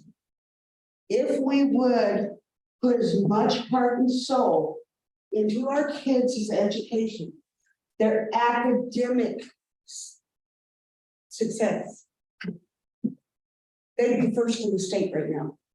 Nobody wants to get involved with our kids. Nobody wants to do anything with our kids unless the board or the superintendent rocks their boat, makes their agenda not feasible. We need to drop our agendas. We need to drop bashing the superintendent. We need to stop bashing the board. We need to stop bashing each other. We need to come together as a team, because if we did that, our kids would be first in the nation. We need to stop playing the victim when we don't meet a certain goal, or if we lack self-esteem or just not get the job done right. We need to stop blaming others. Take responsibility for our own actions. Stop bashing the board. Stop blaming everybody else. Stop being a victim and think of our children. That's who we're here for, our children. And it's sad that we cannot get family engagement unless we rock somebody's boat. And then these people come in here with scripted things and tell us, oh, it's all their fault. It's all your fault. No, it's all of our faults. We are not standing up with our kids. We are not engaging with our kids. We would rather worry about our agenda than we would to stand up and educate our kids academically. We don't need the paper in the schools asking surveys on our children. Those are our children. We want permission from anybody that goes into that school asking about surveys. We need to keep employer-employee relationships out of our children's classrooms. We need to keep our children in our classrooms instead of putting them out on the sidewalk to fight our battles because we're a victim. That's all. Thank you, Lynette. I overlooked one, Phil. You were stuck to somebody else, I guess. I was gonna make a joke about being overlooked. You can if you want to. I'll feel. Good evening, Madam Chair, members of the board. Superintendent Burris. RE-1 directors, principals, employees, and citizens of our community. My name is Phil Casper, and it's nice to be in front of you again. I'm speaking with you today as the president of the Pleasant View Charter School Board of Education. And I wanted to just take a moment to express the sincerity of our thanks to this board, to this superintendent, and to your board of directors. We have been overwhelmed at times on our journey to become a charter school. There were many opportunities to say we've had enough. None of us realized what we were getting into when we began our journey. I just am very proud of not only the community of Pleasant View, but the people that worked on the charter. And I wanted to just pause a moment to bring special attention to the extra efforts that your department chairs have helped us. We have had multiple meetings, multiple last minute requests at times to sit down, get clarification, and they have provided that. We finalized our transportation piece, and so we're very optimistic that now our boys and girls are going to have an opportunity to provide us the work. And once again, board, there's been no acrimony in this process whatsoever from any of the folks that you have hired. And kudos to this team, and thank you, board, for making this happen for us. Thank you. Thank you. Hey, we have a new item on our agenda, which will be here from now on, and board, this is our opportunity to discuss amongst ourselves anything that has come up. Public is not invited. It will be just amongst the board. So is there anything that you would like to discuss at this point?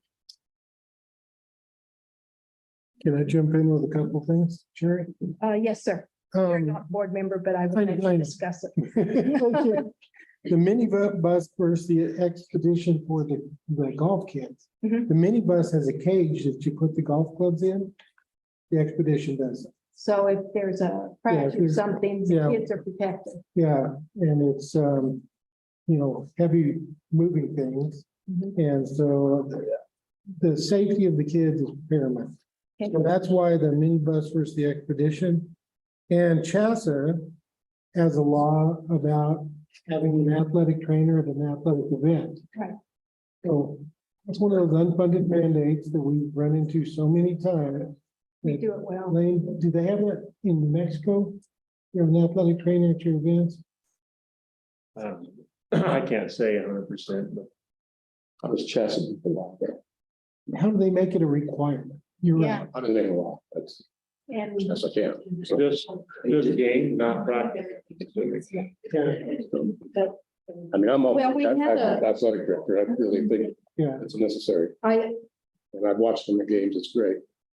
And I think if we can work with the other districts to make that happen, I think that'd be each fantastic. of the districts pays $15,000 towards that, so there's 45,000. Just through the three districts. excuse me, would you please, this is our time to discuss, not yours. If you want to discuss, please go in the hall. Go ahead. So, you know, if, given that there's three of us at 45,000, maybe we can. Yeah, and I've heard that there's two athletic trainers, so that complicates maybe using Nikki or something with or Foundation doing something. We need to figure out how to think out of the box because those, I think I those think they're people are, important. yeah, they're important. But we need to figure out how to do that. You know, CASA has a lot of power over athletics. And Stacy was our representative there. We might need to look at that next year to have somebody else take her place. I know Casby has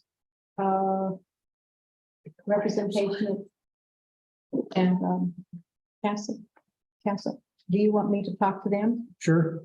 and see why, you know, have them bring it up? But I think that it's really important that we have them. So I don't want to muddy that water, Right. even though they don't have the right to say a law.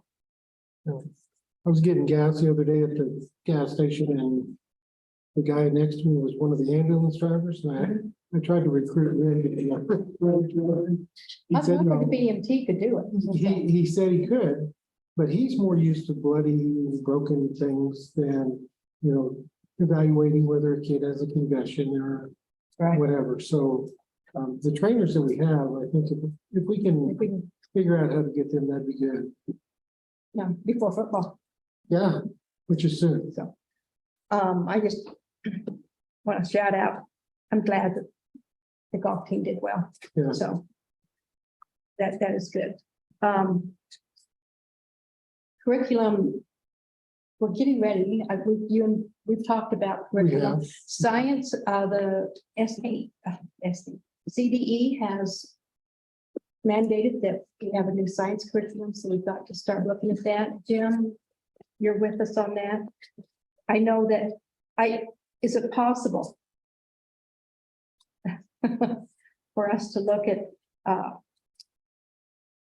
and I have more questions for you, but to look at our science and get some books in so that we can start analyzing this summer, so we can get them read, so that they'll be there next, in Yeah, I 24, think, 25. you know, to initiate a review is something that we could absolutely begin that process. We had some preliminary conversations about that before, to a small degree, but as far as getting resources, you know, it's mid-June.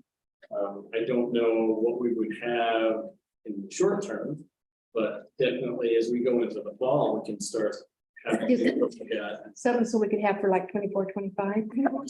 Now when we're supposed to have it. Yeah, I believe that's. Might be when it is on 25, the calendar. With your awesome pathways, I guess, that you're doing, Yeah, do we need to look at literature curriculum?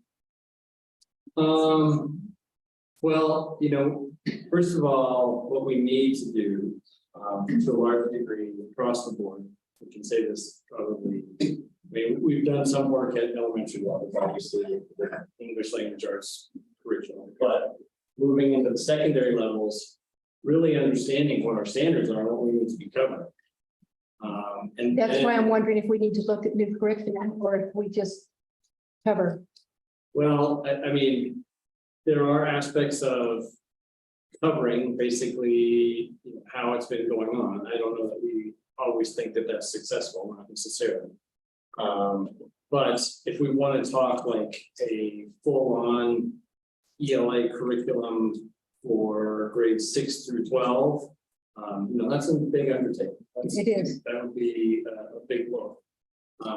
Not doable, but definitely something that would take us some time. I would say understanding our standards really well so that we know that even if we don't have a program in front of us, we can address them. And I think in a lot of cases that probably happens to a certain degree because, you know, programs, as you move from 6th grade through high school, they tend to look a little different. They do. Well, and standards look totally different. But within English language arts, there's a lot of kind of cyclical work too, right? I mean, it repeats on itself to a degree so that, you know, maybe the standard doesn't change, but the specifics about that standard change. Right, the detail. So making sure that we all know exactly what it is that we're supposed to be delivering, I think is our first step. Then looking at, all right, we have appropriate resources to deliver. And I think that's something that we definitely can continue to engage in. Some of the work that I've started is that. Right now, it's not, we need it to be more dynamic. I need more people involved. I need, you know, summer school to be over so I can bring more teachers in and get those standards in front of everybody. That was part of what we did a couple of weeks ago. I had copies of all the standards for ELA for high school, for middle school, and put it in front of them. And I said, all right, let's look at these. We got to know what it is that we need to do. The things that are the things that we're currently doing, cover those. And you know, I think that's not just good practice every once in a while. That's good practice all the time. To continually be reviewing what it is. You know, what will be helpful too is when we have some good data to analyze and say, hey, are we meeting these standards? You know, we've had some data, we've had a little bit throughout the year, but now that we're going to have some comparative data, it's going to be a lot more powerful. We'll be able to say, hey, this is working, this isn't working. What do we need to do? And we can look at specific courses in high school and say, are we meeting the needs of kids? Are we doing it appropriately? You know, technically our high school, all ELA courses should be a mixture 50-50 of expository and fictional work. So it should be a combination of those things. So we need to look deeply again at our standards, what we're doing, what we need to be doing, and then find the resources that need that. Thank you. Does anybody else have anything they want to say? Yeah, I had the same thing down about the minibus too. Yeah. That was what I was told too, was that it was for safety of carrying all that equipment and stuff in there, that there wasn't any expeditions for that, so. And then I'd like to say a little bit about some of the comments earlier too. A comment about limited experience on what goes on in the high school. I think 28 years in the high school gives me a little bit of experience there. I went through a time too, that went through 5 principals in 4 years. Went through a time that principal came in one morning and called us in and said, as of last night, I don't have a job. So he cleared out at 8 o'clock that morning. It's happened. April and May are always tough months for morale in any school building. I don't care what it is. And one thing that I always compared with it in career and tech ed, or used as a stat with that, was UPS.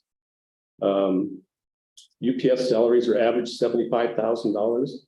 And yet a study by Harvard showed that 60% of UPS drivers were not just a little bit dissatisfied, very dissatisfied with their jobs. So, you know, we're not unique. Yeah. Education is not unique to people.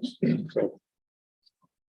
It's funny, in 15 years where I worked, I've had 14 principals. So it's 14. not unusual. And one of the great things about what I do is I can still control my job, which is the kids. I just focus on them, can't control the rest. Yeah, I had 4 principals that did my teaching, so I guess I was lucky. 20 years, 4 principals.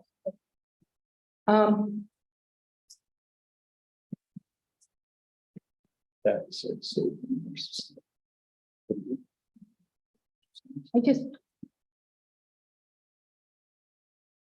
I'm concerned about, and I'm glad that MB brought it up because I noticed the GT myself and I forgot to bring it up today. So I will discuss that with Melissa myself. And the DAC committee came up, but you know what? struck me is that they're supposed to approve not approve, but look at our financial statements. When are we sending that to them? It wouldn't be until August now. August? Yeah, Because they're supposed to have an eyeball on that. Right. So we need to make sure that they have that. okay. And then where the bylaws and stuff, I agree that bylaws gives you structure and organization. But I also feel like our state standards are pretty straight with that. But I don't want to get into going into that because I want to stay nice. Anything anybody else wants to discuss? Cody, Okay, are you laughing? sure. am. You, so Good, good. Jeanette?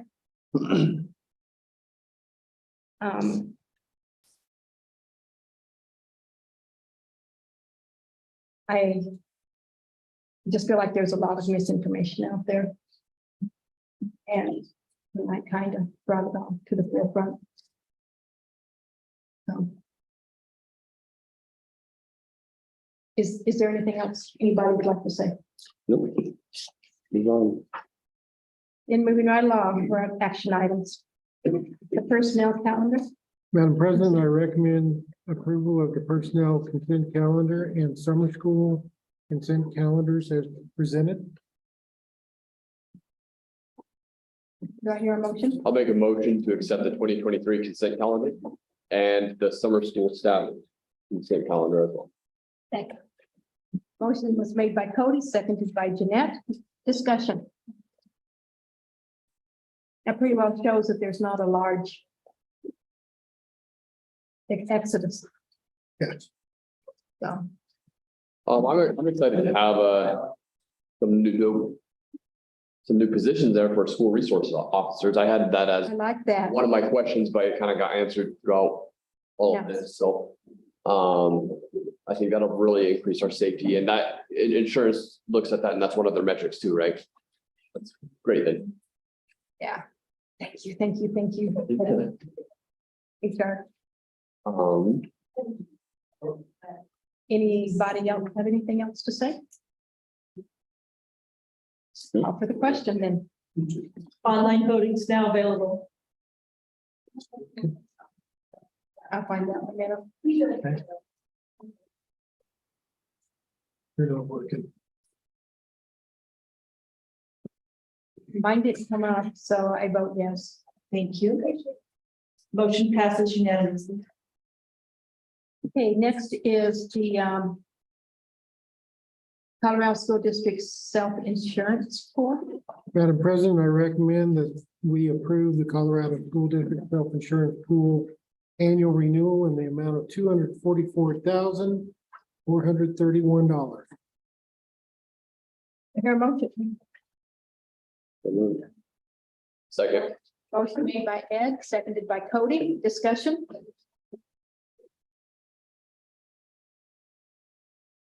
Nope, I think we're pretty clear on that, huh? Thanks. It goes into great detail, Yeah. which doesn't leave us wondering. Thank you. Online voting is now available.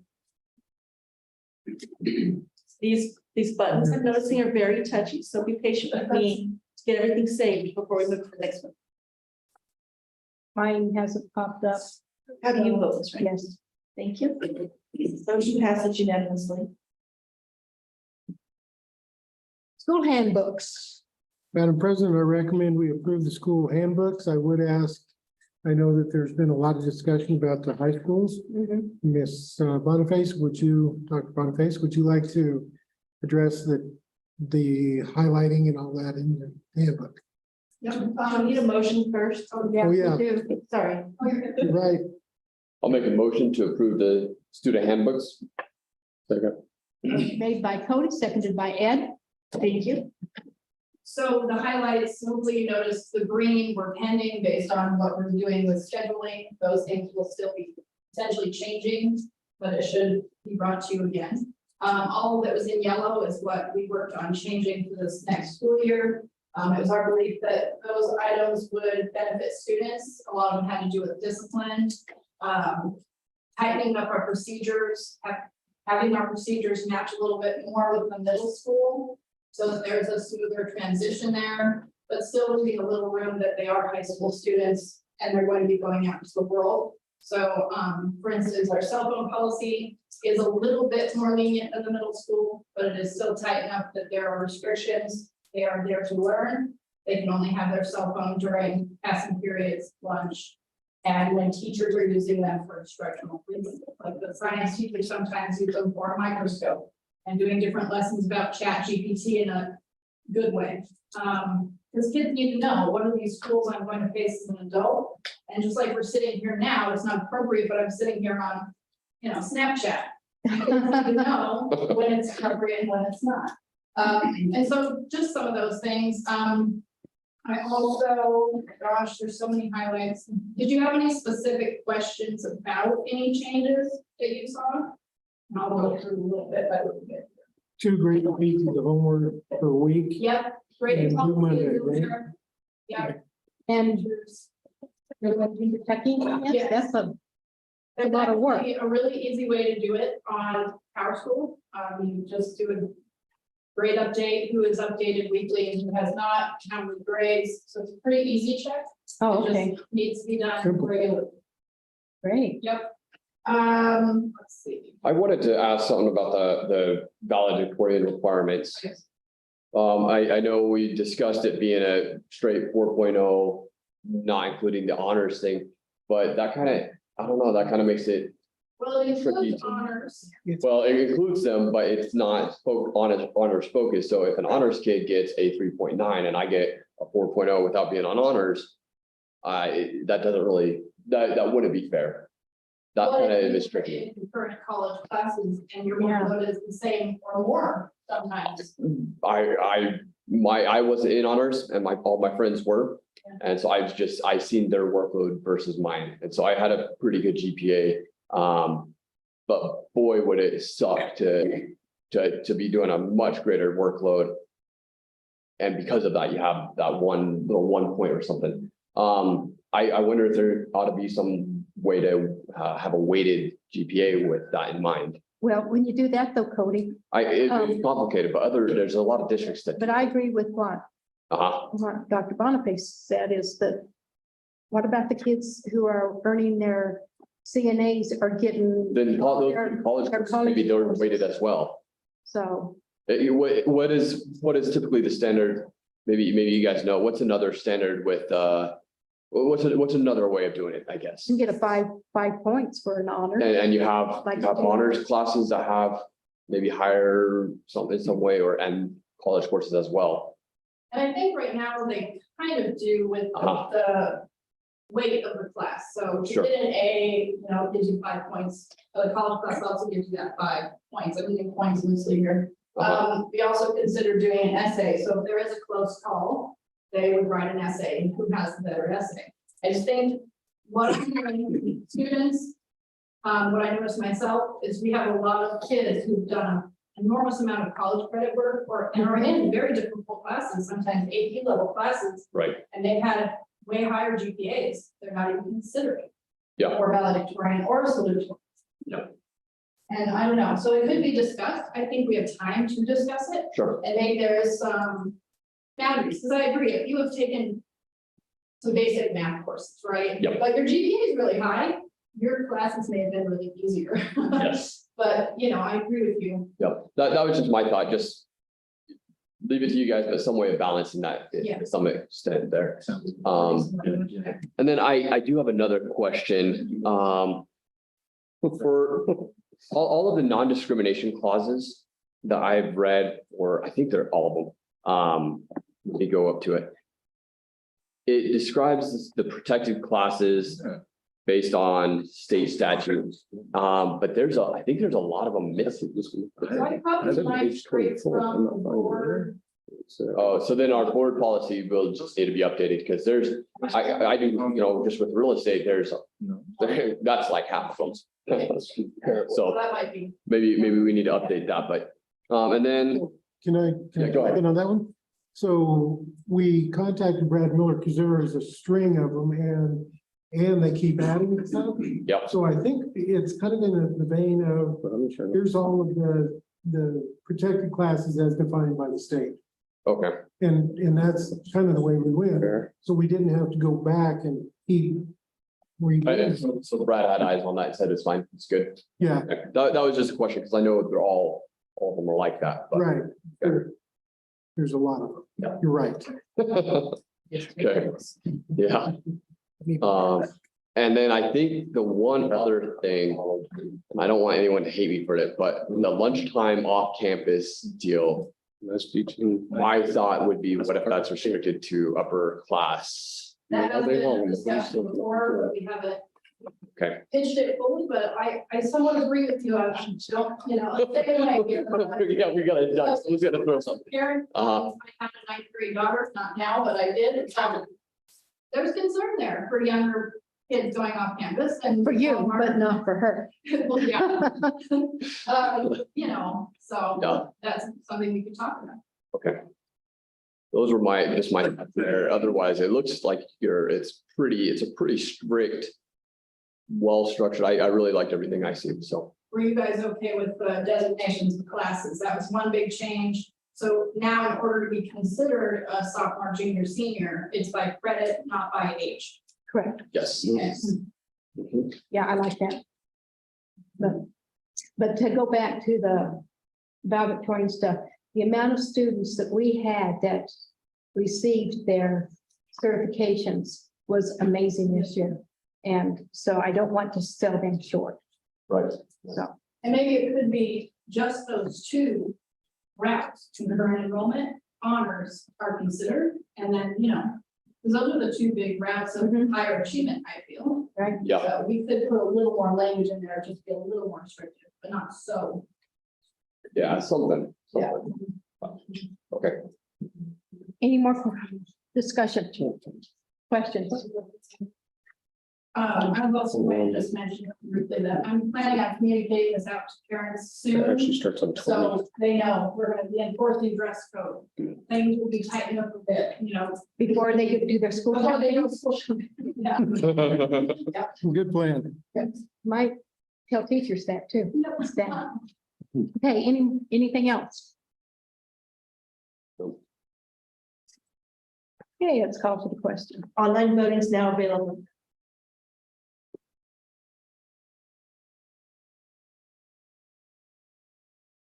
I have a yes. Thank you. Not. Motion passes unanimously. Okay, let's take a 10-minute break so that we can turn the air conditioner on for a few minutes. Otherwise, we're going to all have to spread out like every chairs. It is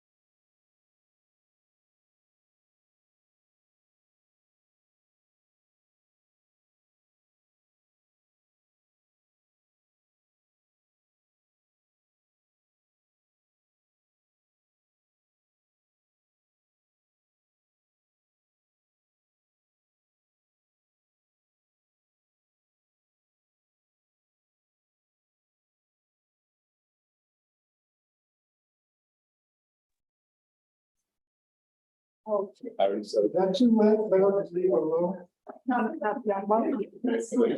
Can Sherry hear if it's on? Sherry, can you hear? Yes, I'm here. Yes.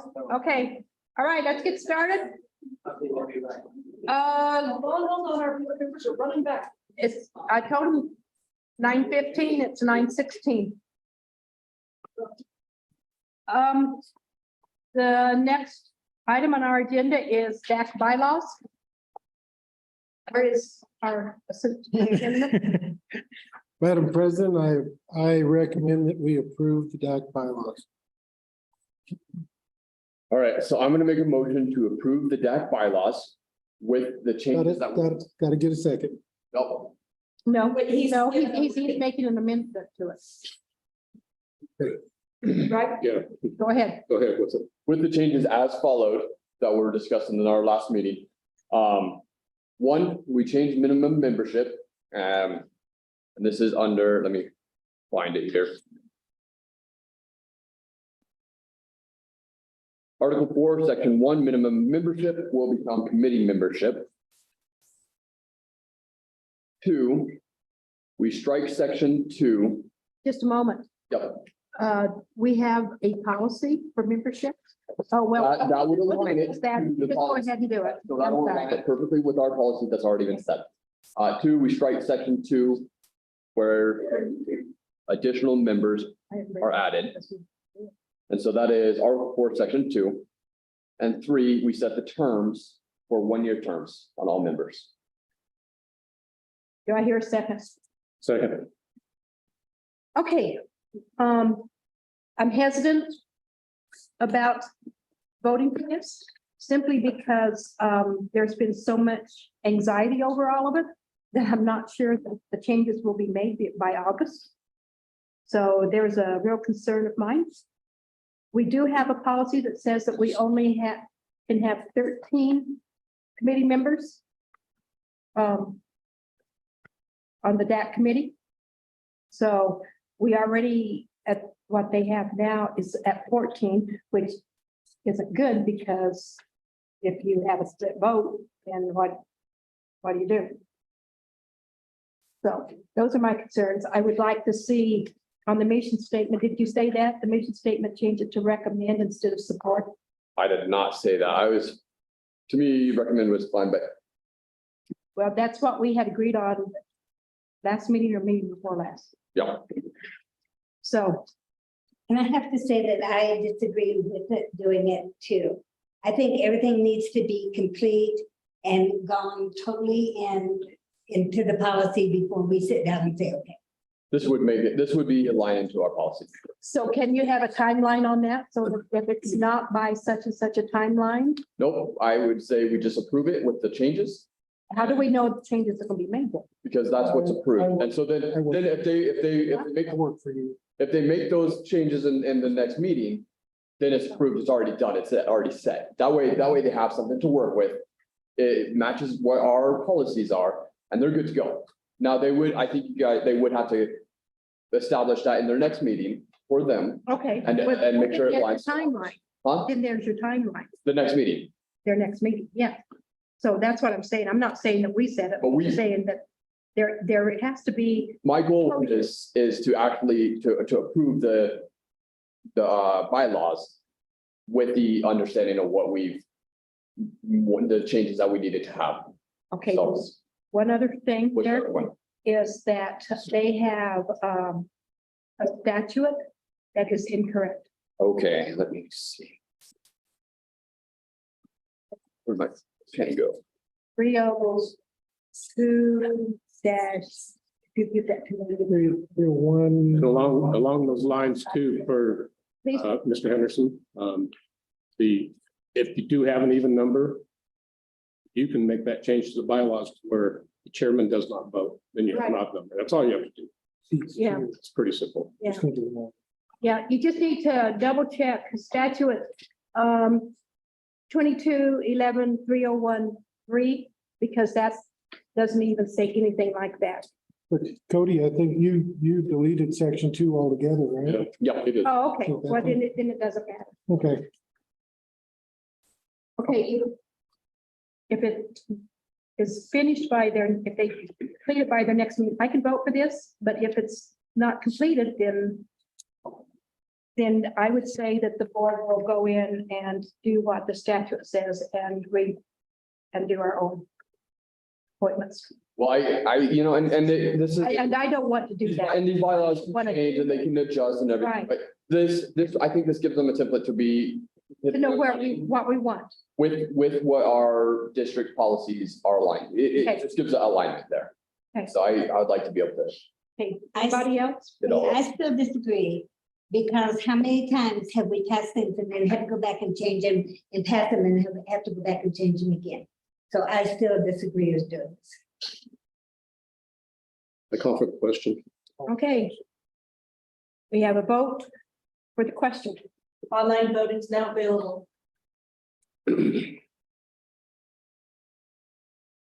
We're voting on the question. Yes. Not on this, but voting on the question. Oh, and all that does is stop. Are we? It just stops it. We're voting on just the question to stop discussion. Are you looking at me? Stop the discussion. Oh, yeah. I think we can just. I have go ahead a and- motion on the table. Help me out. Ed, So we've got a motion and a Question is second. a privileged motion that takes precedence over the motion on the table. So Thank you. you vote on that. And everybody says, I'm agreeing with this. Let's get on to the vote of the main motion. or they're not agreeing. Or else they don't agree with it and then discussion's open. So I vote yes on the question. Thank you. I vote yes on the question too. Because I know I just voted yes on Yes, whatever else it was, so. yes. And Ed votes yes. The vote is in. Okay, We have 4 for it and 2 against. so 2 people still want to have a discussion. Okay, now then, because it passed, now we're going to vote on the motion that we pass the bylaws with the corrections that Cody gave. Change support to recommend, delete section 2, what else? Cody, what else? Strike section 2, minimum membership to committee membership, which is a solid number. Uh-huh. And then terms to 1-year terms on members. Terms to 1 year on members. There was another one.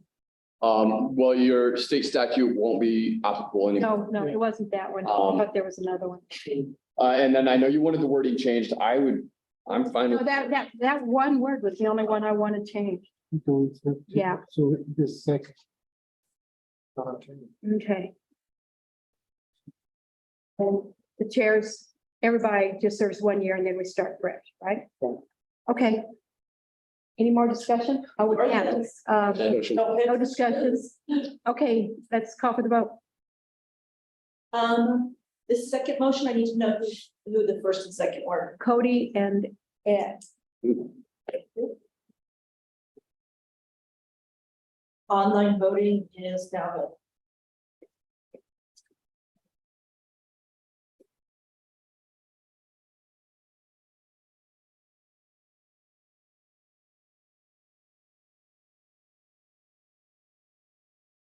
Right, how do you vote? I'm thinking, Thank you. I really, this goes against my very nature to vote for something that's not complete. I'm gonna say no. We've discussed it so much. No. Without Mr. Walter, we have a tie. 3 for, 3 against. In a tie, the noes get it, right? In a tie, the noes get it. We've got 5. So is everybody voting? What's It's Sherry's voting. Sherry? Did you vote? Yeah, I voted. Yeah, that's 3 noes, 3 yeas. 3 noes and 3 yeas. Arm wrestle, coin toss.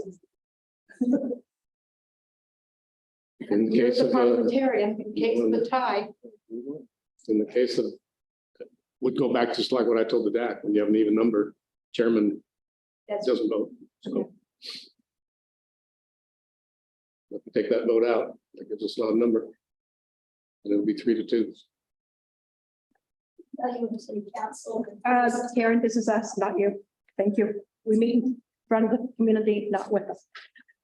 Sherry, do you want us to pull your vote? We can pull mine because I'm acting chairman, so we'll pull mine. We'll pull mine because mine is I'm acting chairman. And everybody knows how I voted.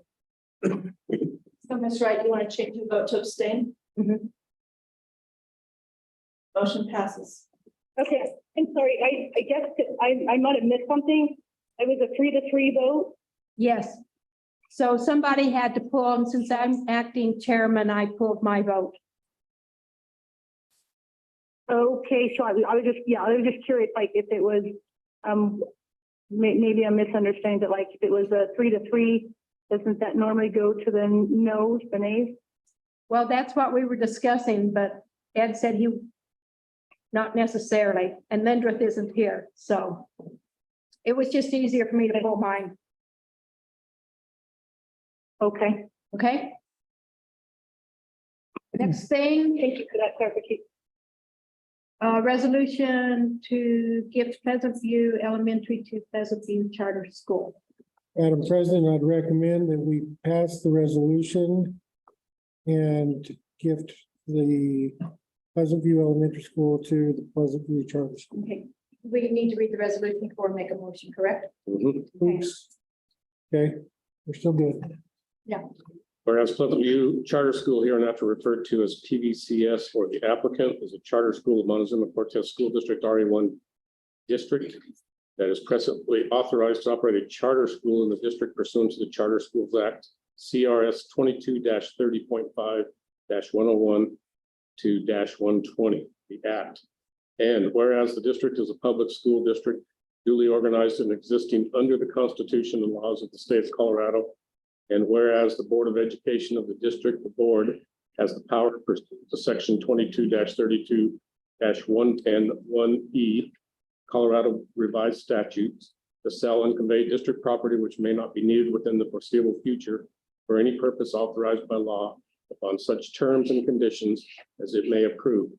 And whereas the district no longer plans to use Pleasant View Elementary School as a school building, and whereas PVCS has not yet entered into a lease or purchase agreement for an appropriate future charter school facility, and whereas district staff has reviewed and evaluated impact factors and determined that there is a need for a future center-based special education relief and general capacity relief in the district's Region 1, and whereas PVCS made a request for a school site, and whereas district staff has considered PVCS's request for a school site and has taken action to recommend that the board approve Pleasant View Charter Schools' request to purchase district real property in accordance with their proposal and in accordance with the capacity needs of the district. Now therefore be it resolved by the Board of Education of Montezuma-Cortez School District RE-1 that the district administration is hereby authorized to proceed to negotiate a transfer of title to PVCS, which would enable PVCS to purchase Pleasant View Elementary School, 15328 Road CC, Pleasant View, Colorado, so that PVCS can operate a school facility on such site, so long as such facility will be an approved charter school in the Montezuma-Cortez School District RE-1.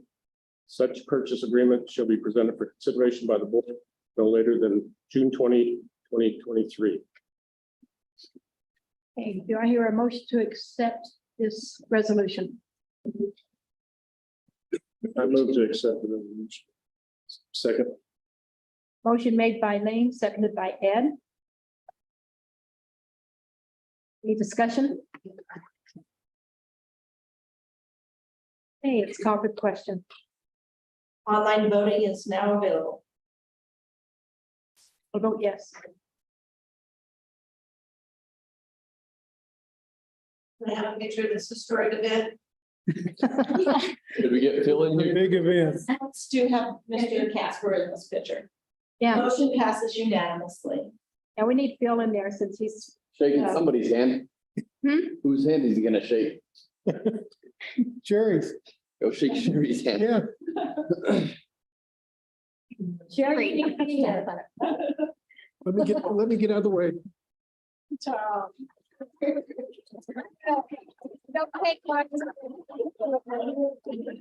History. Easy there. Good job, Bill. Thank you. You were talking about on the job injuries. I know. Did you announce? Did it pass? Yes. Unanimous. Okay, Yep. Yes. Oh, good. Okay, Pleasant View Elementary title insurance, $700. Madam President, this is a $700 title insurance. It will include the title transfer. And this was made up by Marie Rogers Patrick at Colorado Title, and she has got us the friends and family deal on this. And I appreciate her very much and Colorado Title for doing what they've done. After this signature and the recording, it will actually go to the possession of Pleasant View Charter School. And we will not be liable for anything from this point forward. We're done. Do I hear a motion? I'll make a motion to approve the title insurance. A second. Motion made by Cody, seconded by Manette. Any discussion?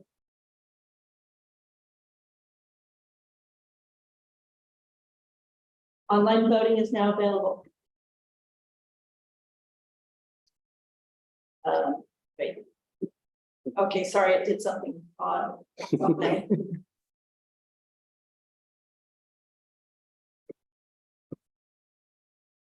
I say yes. I don't know why it's not coming up. Mine's very Motion slow. passes unanimously. Thank you. Okay. Salary schedule revisions. Madam President, I recommend the approval of the salary schedule revision. If you have any questions, Ms. Eldridge is here to answer those. I see another one of these next. Do I see, Athletic, do I hear a motion? director. I'll make a motion to approve the revisions to the 23-24 salary schedule. Second. Motion made by Cody, seconded by Jeanette. And we're going to come back to, No, I was just saying, I probably have to do this again next time for athletic Right. trainer. that, oh, yes, at that time, yeah. And there may be a few additions to the stipend sheet as we've contracted with PCC for our teachers. We convert that to a stipend. However, I was not able to get those changes in time for this meeting. So there could be an additional revision. I think that'll make 14 or something like that. But that will follow discussion with superintendent and assistant superintendent. Any more discussion? What were the changes on this one? I mean, I've looked over it. We went over them. It was what we went over. Oh, I was trying to see differences between that and this. I couldn't find it. I should have told you during the work session. Okay. Page by page. Yeah. Gotcha, There okay. wasn't a lot, there wasn't changes to the dollar amounts, but it was changes to To the the comments categories. on a couple of pages. And then These the categories. it had to do with calendar assignments for different ones.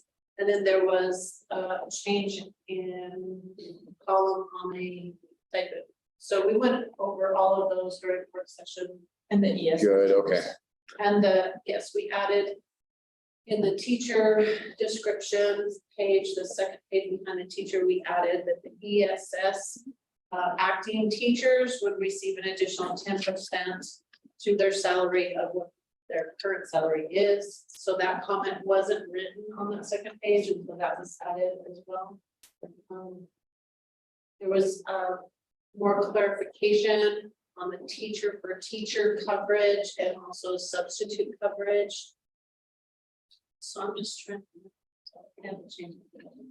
Yeah, if it's the same changes we discussed in the work session, then that's perfect. Good.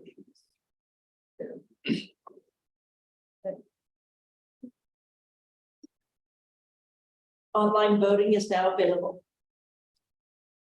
I say yes. Thank you. Motion passes unanimously. Okay, next is PEBC, Teacher Recruitment Program application, and you've already gone over that with us, correct? That is correct. Madam President, I recommend the PEBC Teacher Recruitment Program application. I don't need your signature. Sherry. Sherry's signature on the. Yes. We need a motion, please. I make a motion that we pass the EBC teacher recruitment. So, application. Second, Second. motion made by Jeanette, seconded by Cody. Any discussion? Oh, that's good. Thank you for Awesome. going over it so well. Thank you for citing this, and my apologies for previous years that this hasn't been brought in front of the board. However, it is important for you to be included in these contracts. Thank you. Online voting is now available. How do you vote, Ms. Wright? Yes. It's gonna come, oh, I have.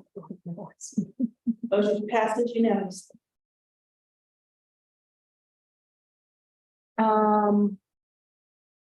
RFP, I'd like to remove item I from the agenda. It's simply an RFP. And I'll bring that back to you with candidates, candidates. Or a candidate. proposed budget, 23-24. Madam President, Proposed preliminary budget yes. makes a difference. Yes. Madam President, I'd recommend we approve the proposed preliminary budget. I know that Melissa's still working on this and got some changes to make, but we're close. Can you read us the resolution, please? Preliminary budget. Excellent. I think the resolution is the next item, even though it is the proposed budget. Oh, Yeah. Melissa thought that we needed to put each item separately. oh, okay. So do I hear a motion to accept this? So moved. Second. Motion made by Ed, seconded by Cody. Any discussion? Yeah, hold on.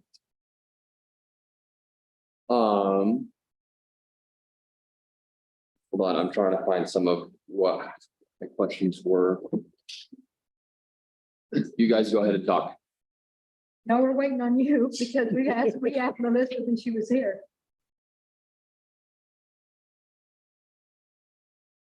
Hold on.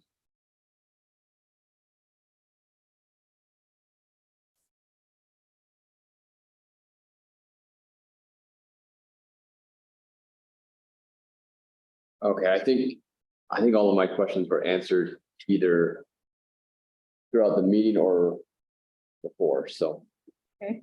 I am okay. Any more discussion? Let's call for question, please. Online voting is now available. I vote yes.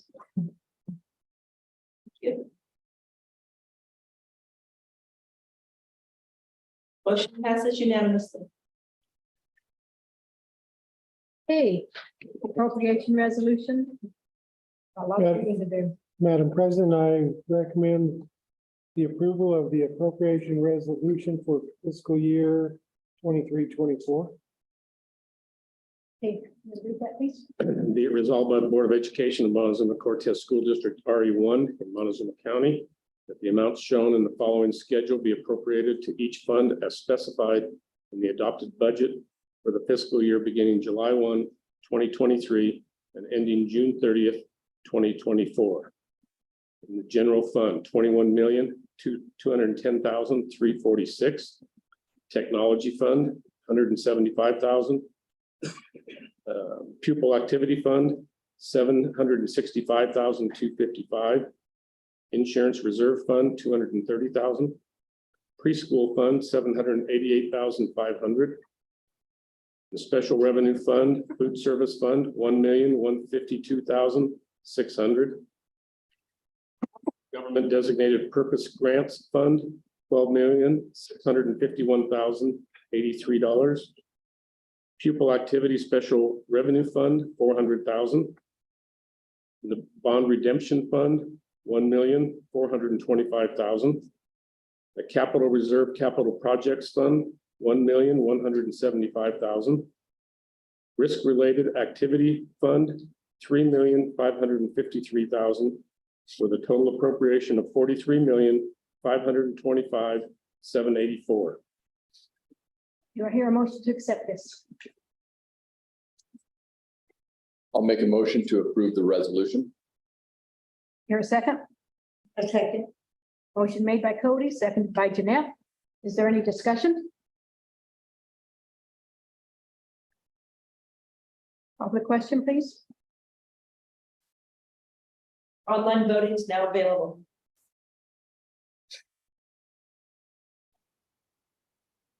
How do you vote, Ms. Wright? Oh, I'm sorry. Aye. Thank you. Motion passes unanimously. Okay, next, finance consent calendar. Nope. Updated No, 6/19. skip one. Oh, Resolution to beginning fund balance. Oh, I'm sorry. Resolution to use Because I want to beginning be part fund of the balance. resolution. You just can't wait, can you? Madam President, I make a recommendation that we approve the resolution to use beginning fund balance 23-24. Whereas CRS 22-44-105 states that a budget duly adopted pursuant to this article shall not provide for expenditures, inter-fund transfers or reserves in excess of available revenues and beginning fund balance.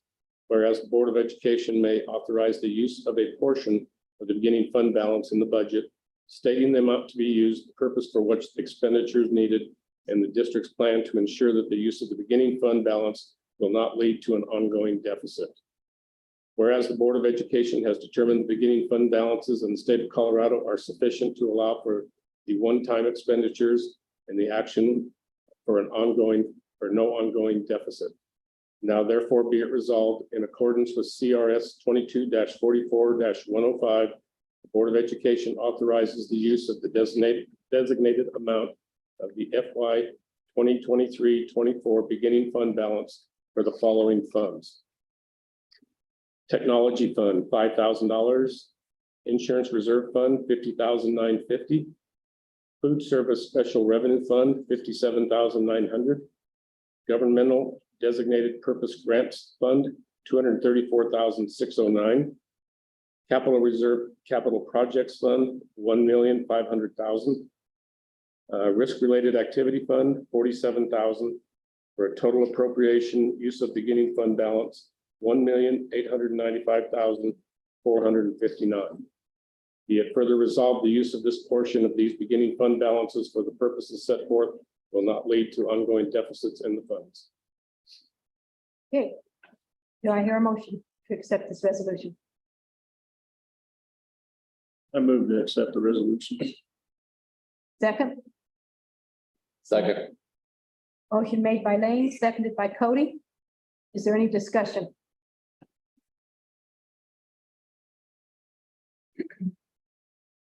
Online voting is now available.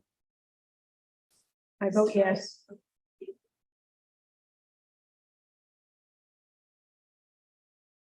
Motion passes unanimously. Okay. Jumping right down to M now. Finance consent calendar updated. Madam President, I recommend the approval of the finance consent calendar updated 6/19/23. Do I hear a motion to accept this? I make a motion that we accept the finance consent calendar. Do I hear a second? Second. Any discussion? I have a question on number 19 there. Is that the company to come in and refinish the gym floor, or is that just materials to refinish? Here for refinishing? We finished the course. That company that comes in and does it? Then? Okay. It said right underneath the floor scrubbing equipment. So that's what I would. Yeah. What numbers are you on, sir? 19 and 20. 19. Gym floor refinishing is the company coming in to refinish the gym floor to get ready. Is that the high school? Several of the campuses. Okay, And then number 20 is actual equipment. In addition to ESSER funding of 43,000, this with 13 on the maintenance budget.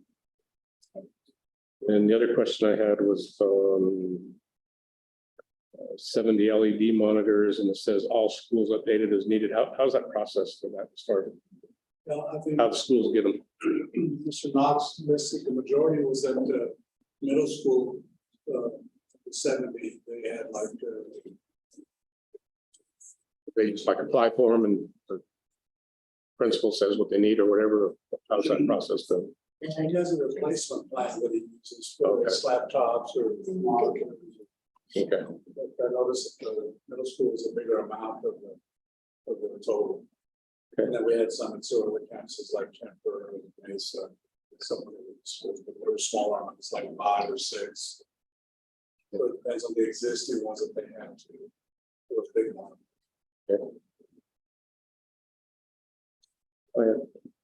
Anybody else?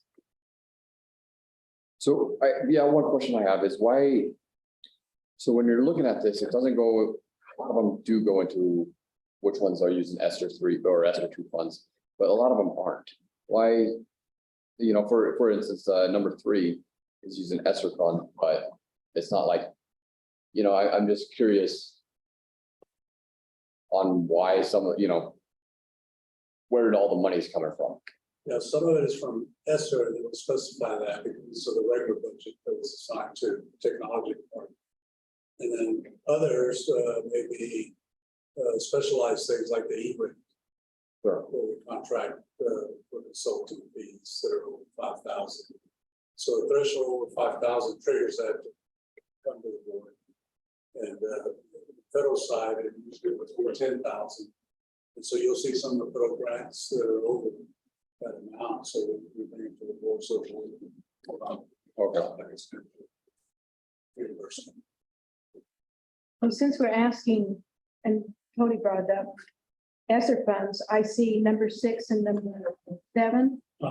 Is that the charter schools ESSER monies, and it's been turned in, it has nothing to do with that, correct?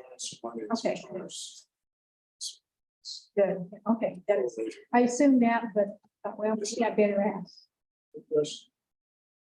We're paying Southwest Health Systems for spring athletic trainer. I don't know if it's number 14. I'm just joking. That's a bill we owe for the spring. Yeah. Okay. Don't worry, they're billing. Yeah. Any more discussion? Online voting is now available. Are you getting Nancy? Sorry. Interrupting person, sorry. I vote yes. Motion passes unanimously. Thank you.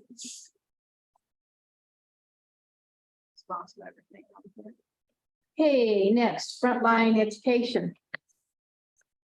Madam President. Staff.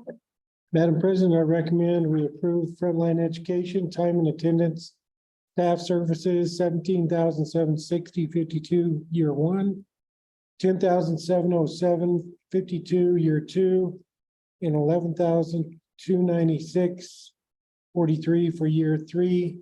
This is for time clock and attendance matters for staff. Do I hear a motion for this? I'll make a motion to approve the frontline time clock. Second. Explain a little more with that. Yeah. Eddie, Oh, I'll let wait, you wait, do just a minute. It was motion made by Cody, seconded by Jeanette. So Yeah. go ahead, Eddie. So it's electronic management of staff attendance. They sign in. Is this what's used for substitutes then and stuff too? Yes. Okay. All staff. All staff. All staff. It works in conjunction with the substitute system as well. I think that's what this question is. Oh, that's another frontline product, based on what we had for attendance. Right now, there's an interface with our financial software, so we have a side-by-side 2 screens that payroll uses to reconcile this attendance. So this keeps track of like vacation days earned and all that kind of stuff. Yes, for the side. This one is the day-to-day. So when ASOP was used and put in for an absence, it triggers to the subgroup, for the subgroup. But if they don't enter anything in ASOP, we don't know. And so with time clock, if they're not there to clock in, then we know they're not there. We're able to scramble to get a sub to make sure that that class is covered.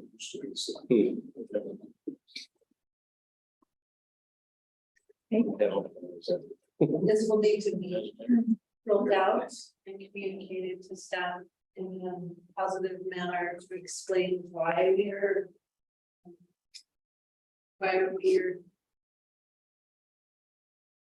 instituting this new procedure. So positive communication and a lot of information going out before it's implemented is my. Was it just something like when they log into Power School in the morning, basically? I think it is during the classroom. And it's computer set up at the, so we can have punch box and use also. You know, this is specific for hourly staff, paraprofessionals. Oh, okay. Nutrition services, custodial, maintenance. We use it for everyone, but it's specific for their hours and then managing. So rolling out communication, rolling out the reason why we're implementing this, I think will make a huge difference on how the staff will receive this change. Definitely. What does the change look like, I guess, like as a staff, you walk in, what changes? You gotta log in at the office, you gotta go at the office. And it depends on where they're. it's usually at the entryway. You can have two methods, you buy a computer or you have a time clock. And you can either do by fingerprint or you can by employee code. You just clock in a day. So If they miss a punch, not a problem. There'll be a campus secretary and principal who miss punches. Will enter into the office. do they have to be in the building? to Yes, you punch have to in? be in the building. It also has a phone app which you can use. You have to be in the building.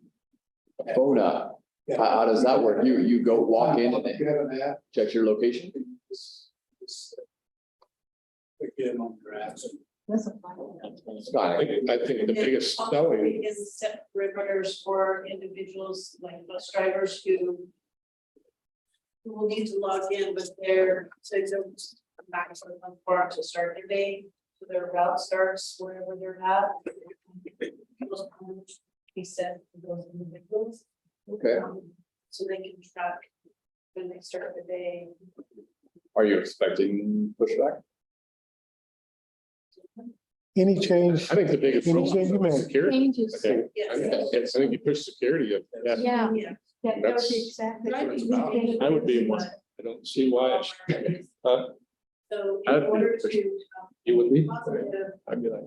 react acceptance to it. Our first step is communicating to all staff why we are doing this. If they think it's a matter of micromanagement, then there's definitely going to be a pushback. But if they understand that this is a way to help system flow and to go paperless and eliminate timesheets and assist in our payroll department and make everything run smoother, and then implementing this will assist that.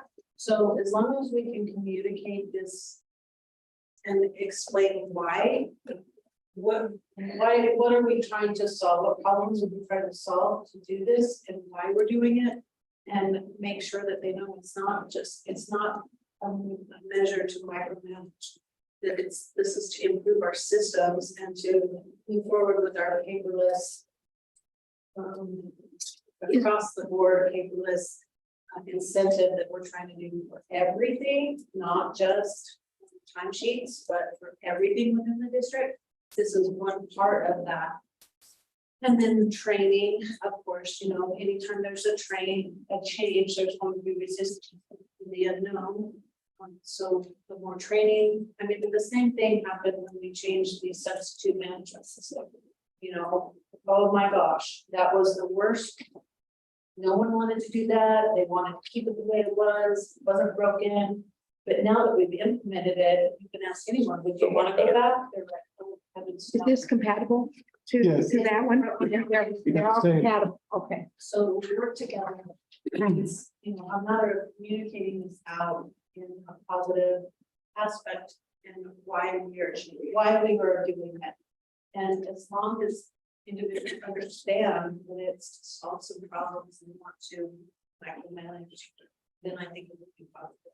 But we have to spend the time and the effort rolling that out, and that will be something that Eddie and I would work together to make sure that we reach out to everyone and we offer that training and that information, and then implement it where it hurts more.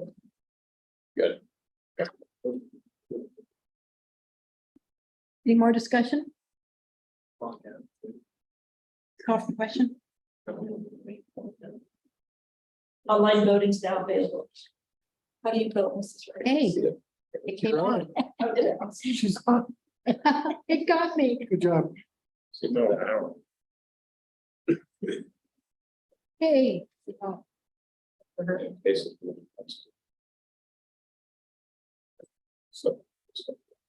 Motion passes unanimously.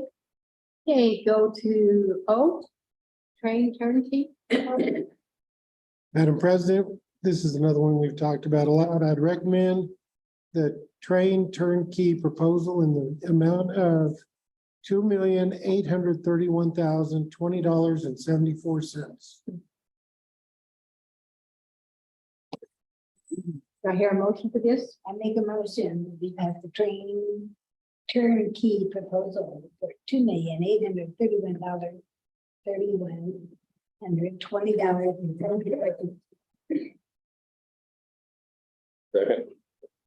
Hey, motion made by Jeanette, seconded by Ed. Discussion? How much of this is covered by ESSER funds? I know there was a portion, right? All of this will be SRA, this, All of it, all of this tonight. all of this tonight. Yes, and then the second one would be, more SR3, and then maybe indirect, costs that we charge SR3. And that's money that can be spent on anything, but this, activity of HVAC qualifies for the COVID Act. It has to do with the breathing, filtration and all that. But in addition, I mentioned, because I started working on it tomorrow, I have the bids lots for the other bid lots that still haven't been approved, to secure funding. We had to resources like the catalysts or budget, there's any extra in that. So I'll be in the July meeting. July. Okay. Try to get very hungry, try to bite off as much as. Man, it's a lot of money though. Holy cow. It That's is a Yeah, lot. it is. a lot of HVAC we're doing. Yeah. This is just the install. The equipment was already paid. $750,000, whatever we can bite off, and we'll have that that equipment to put more money to the bid lots. Yep. We'll see. Great. Bless you. Okay, any more discussion? Wild.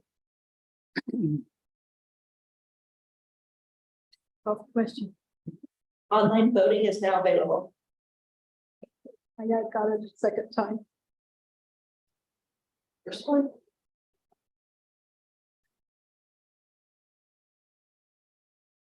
Motion passes unanimously. E-rate contract with Pine Cove Consulting. Madam President, I recommend that we approve the E-rate contract with Pine Cove Consulting in the amount of $107,905.44. This is for our wireless network to the schools. Which basically means that we have to do it. or schools will not have Yes. Yes. internet. Posting. 22-23 school. Pardon me? Says for the 22-23 school. What says? Does say that. It does. We rate FY 23.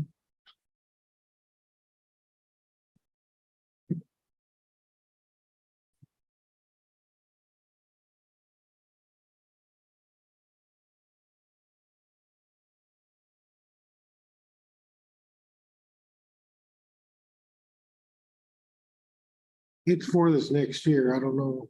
It might be a typo, Yeah. See if I see. probably just a typo. Yeah. So can we fix that in the motion? Can I say I'm not sure it's a typo. Just a minute, we're looking at it. The quote summary, it says delivery date 5/31/2023, expiration date 6/30/2024. where are you seeing that? Page 9. Oh, yeah.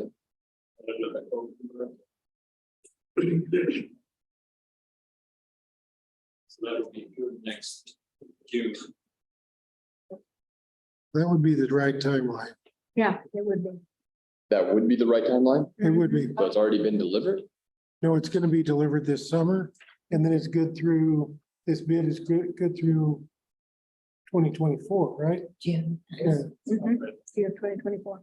Then there's a reimbursement, it says in the narrative at the beginning. Yeah, the expiration date is June 30, 2024. It actually looks like 13 months then. Okay, so do I hear a motion? I'll make a motion to approve the E-rate quote for the year 23 to 24. Here a second. Second. Motion made by Cody, seconded by Jeanette. Any discussion? Are we guaranteed to get that reimbursement? It says we're gonna request 86,000, but we'll be reimbursed a certain amount. That's guaranteed. That's not. Yeah. We follow their form.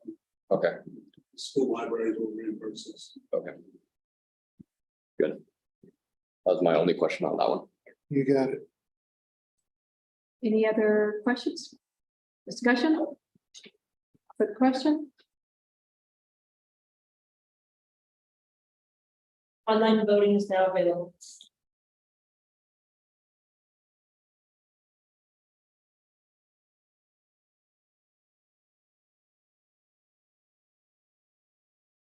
Motion passes unanimously. Q, CTL quote for student Chromebooks for $138,600. And President, I recommend that we approve the Chromebook purchase in the amount of $138,600. Motion, I'll make a motion to approve the CTL Chromebooks. second. Second. Motion made by Cody, seconded by Jeanette. Any discussion? This is part of the 4-year replacement. Yeah, 550 Chromebooks.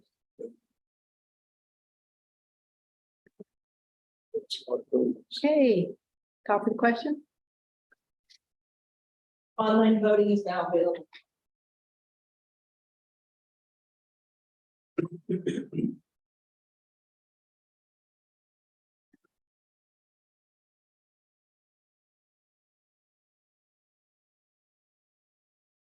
Motion passes unanimously.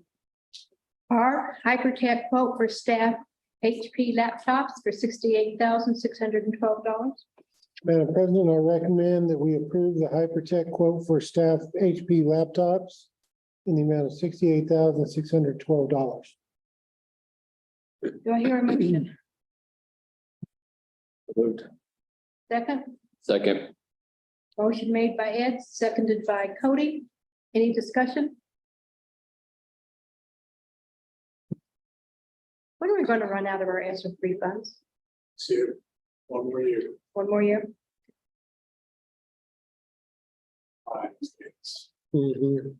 If you do everything then. Yeah, Okay, call for the question, please. Online voting is now available.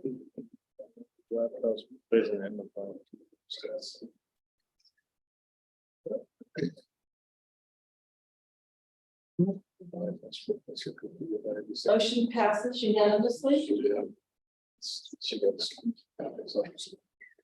Number S, Hypertech quote for View Sonic View boards. $78,802.36. Madam President, I recommend that the board approve the Hypertech quote for ViewSonic View Boards in the amount of $78,802.36. I hear somebody make a move? Do I hear a second? Second.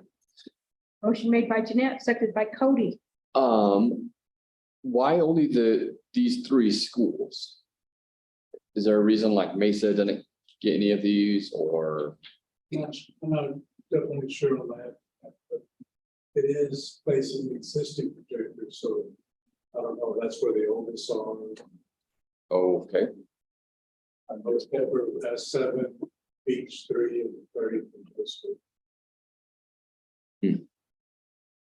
I can find out. okay. Any more discussion? Call for question? Online voting is now available. Oh, and how will I get to see one? It sounds pretty cool. Still on our sites. There you go. Make sure I get one of those classrooms. Don't worry, we will. Mr. Frazier, did your vote go? No. Yep. I'm on something else. Motion passes unanimously. Okay. DAC Tech quote for 54 desktop computers. Madam President, I recommend that we approve the DAC quote for 54 desktop computers in the amount of $37,206. I'll make a motion to approve the DAC Tech computers. Second. Second. Second. Motion made by Cody, seconded by Ed. Any discussion?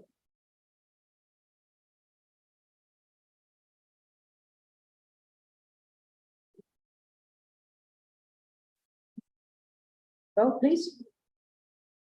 Online voting is now available.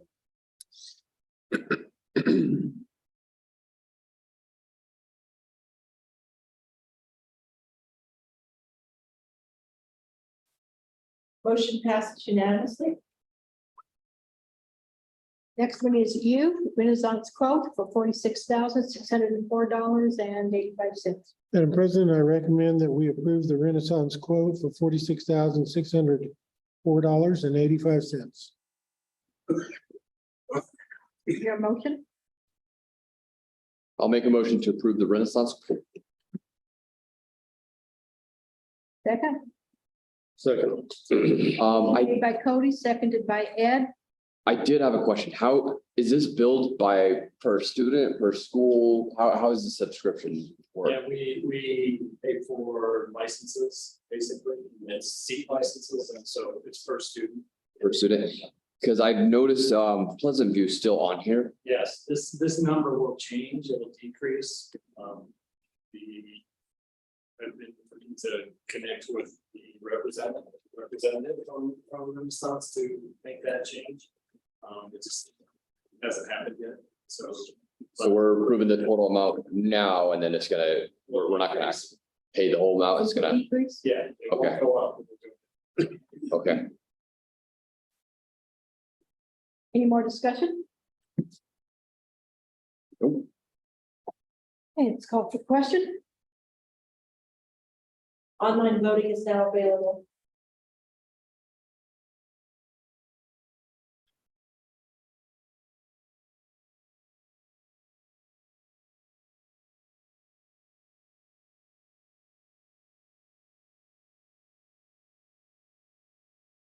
Motion passes unanimously. Next one is V, 23-24 consolidated application, which is grants. Madam President, I recommend the approval of the consolidated applications for grants for 23-24. They include Title I, Title II, Title IV, Title V, and the consolidated application signing sheet. Do I hear a motion? Moved. Do I hear a second? Second, go ahead. Motion made by Ed, seconded by Jeanette. So that first attachment lists the total amount of funding and broken down by object code and how it's being budgeted. Whether it's salaries or benefits or professional services, supplies, books, periodicals, or media or equipment. So the board can start seeing the grants and grants, how the federal programs, the academic student services, everyone has input on the priorities that supplement the regular program. So the regular program should guide all the spending first, and then the federal program supplements to that, so it won't survive. And then we're trying to tie it back to what the plans and all the plans.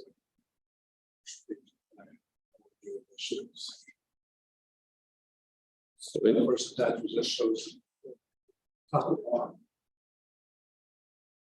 So I want to tell you thank you, because I've been asking for this for a long time, and I really appreciate you giving us this information.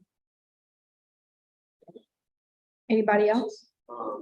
Yeah, I'm trying to take a power for this one. In this, when you sign this agreement, it's listing us and BOCES and stuff in there. And the ramifications are there with that, anything? Not for this year. The only, that BOCES is not the Sampan BOCES, it's the, It's the East BOCES? yes, the Centennial BOCES. Okay. That's in Denver. Okay. And that's because of the Title III. And we can only apply for it as a state, it's over 2,000 or more than 2,000, so we do a workflow through BOCES to throw us the money to charge. Okay. Any more discussion? Let's call for the question, please.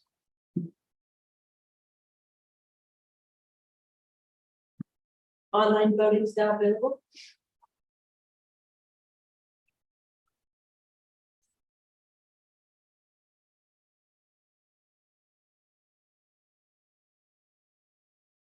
Motion passes unanimously. W, Colorado READ Act. Madam President, I recommend approval of the documents. They're just signed documents for the Colorado READ Act. Your approval? Motion? I make a motion that we approve Colorado READ Act. Do I hear a second? Second. Motion made by Jeanette, seconded by Cody. Isn't this kind of mandatory? Yes. Yeah, that was my thought, is why do we have to apply for it? Yes. Or, And we have to have the board approve it also, so it's a signature page. I thought that was kind of interesting. You have to do this, but do you agree? Actually, we don't. We don't get the money. Right. We can say no to READ Act money, or to READ Act, but then we don't get the per pupil revenue for students that are identified as significant reading disabilities. So Right. Yeah, And- which we need, Okay. because young students like that. Any more discussion? Nope. Call for the question. Online voting is now available.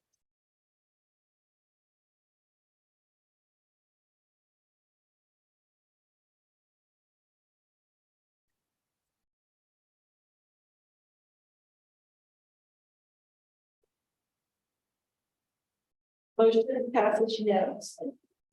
Hey, X 23-24 Centennial BOCES Assignment Agreement Title III for $7,938. Madam President, I recommend that we approve the 23-24 Centennial BOCES assignment agreement for Title III for $7,938. Do I hear a motion? I'll make a motion to approve the Centennial BOCES assignment. Second, Second. motion made by Cody, seconded by Ed. This is what we were talking about just a minute ago, that Yes. we cannot apply for it, so we have to go through. Right. Okay. Anybody else have a question? Comment? Call the question. Online voting is now available.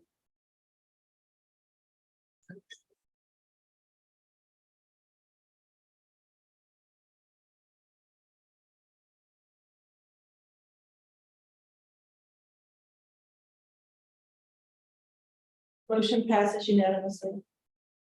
Why? Policy first reading, consent list for 6/2023.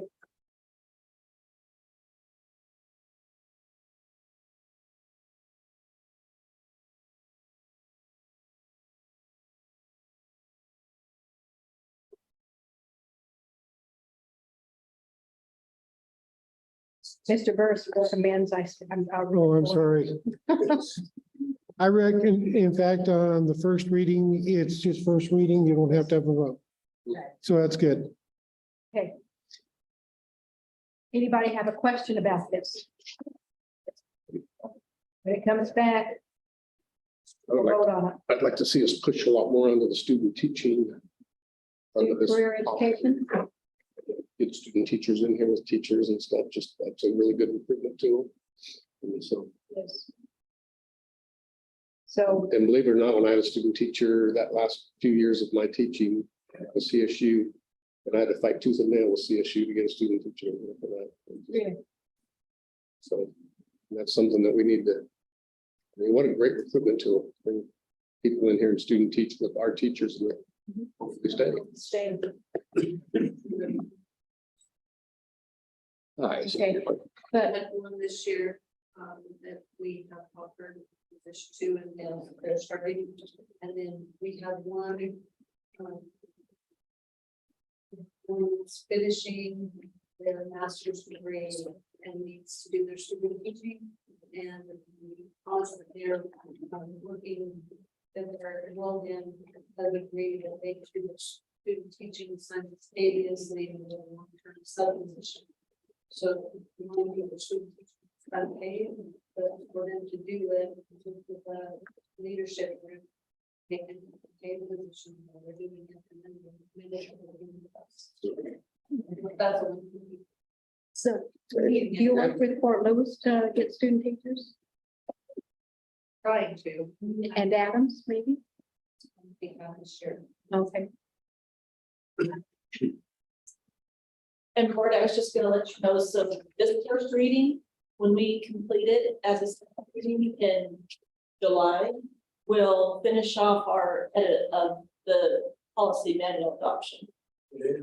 Oh, So Grove has been. yeah. So I'm sure they will find us something.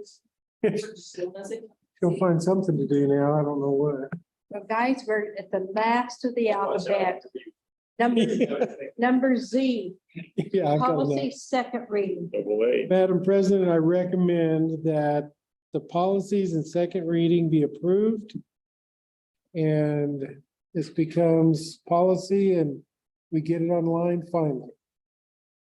Are we that close? we're gonna be calling them after these get adopted tonight. Okay. Does anybody have, oh, I need to hear a motion, please? Yep. I'll make a motion to approve all of Read them all to. policy. The policies as listed. The consent. It's policy consent list. Sections I through, Nope. Sections I through K. K. Okay, Do I have? do I hear a second? Second. Who said that? Lane? Me. Okay, Cody made the motion, seconded by Lane. Any discussion? Call for the question.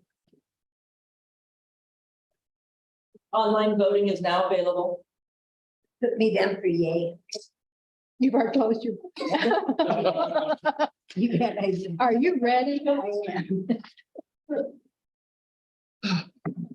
Motion passes unanimously. Do I hear a motion to adjourn? Move to adjourn. Second, This may be the Second. longest meeting I've ever had. motion made by Lane, seconded by Jeanette. We will adjourn. Our next meeting will be Tuesday, July 18th at 6 o'clock. Let's go.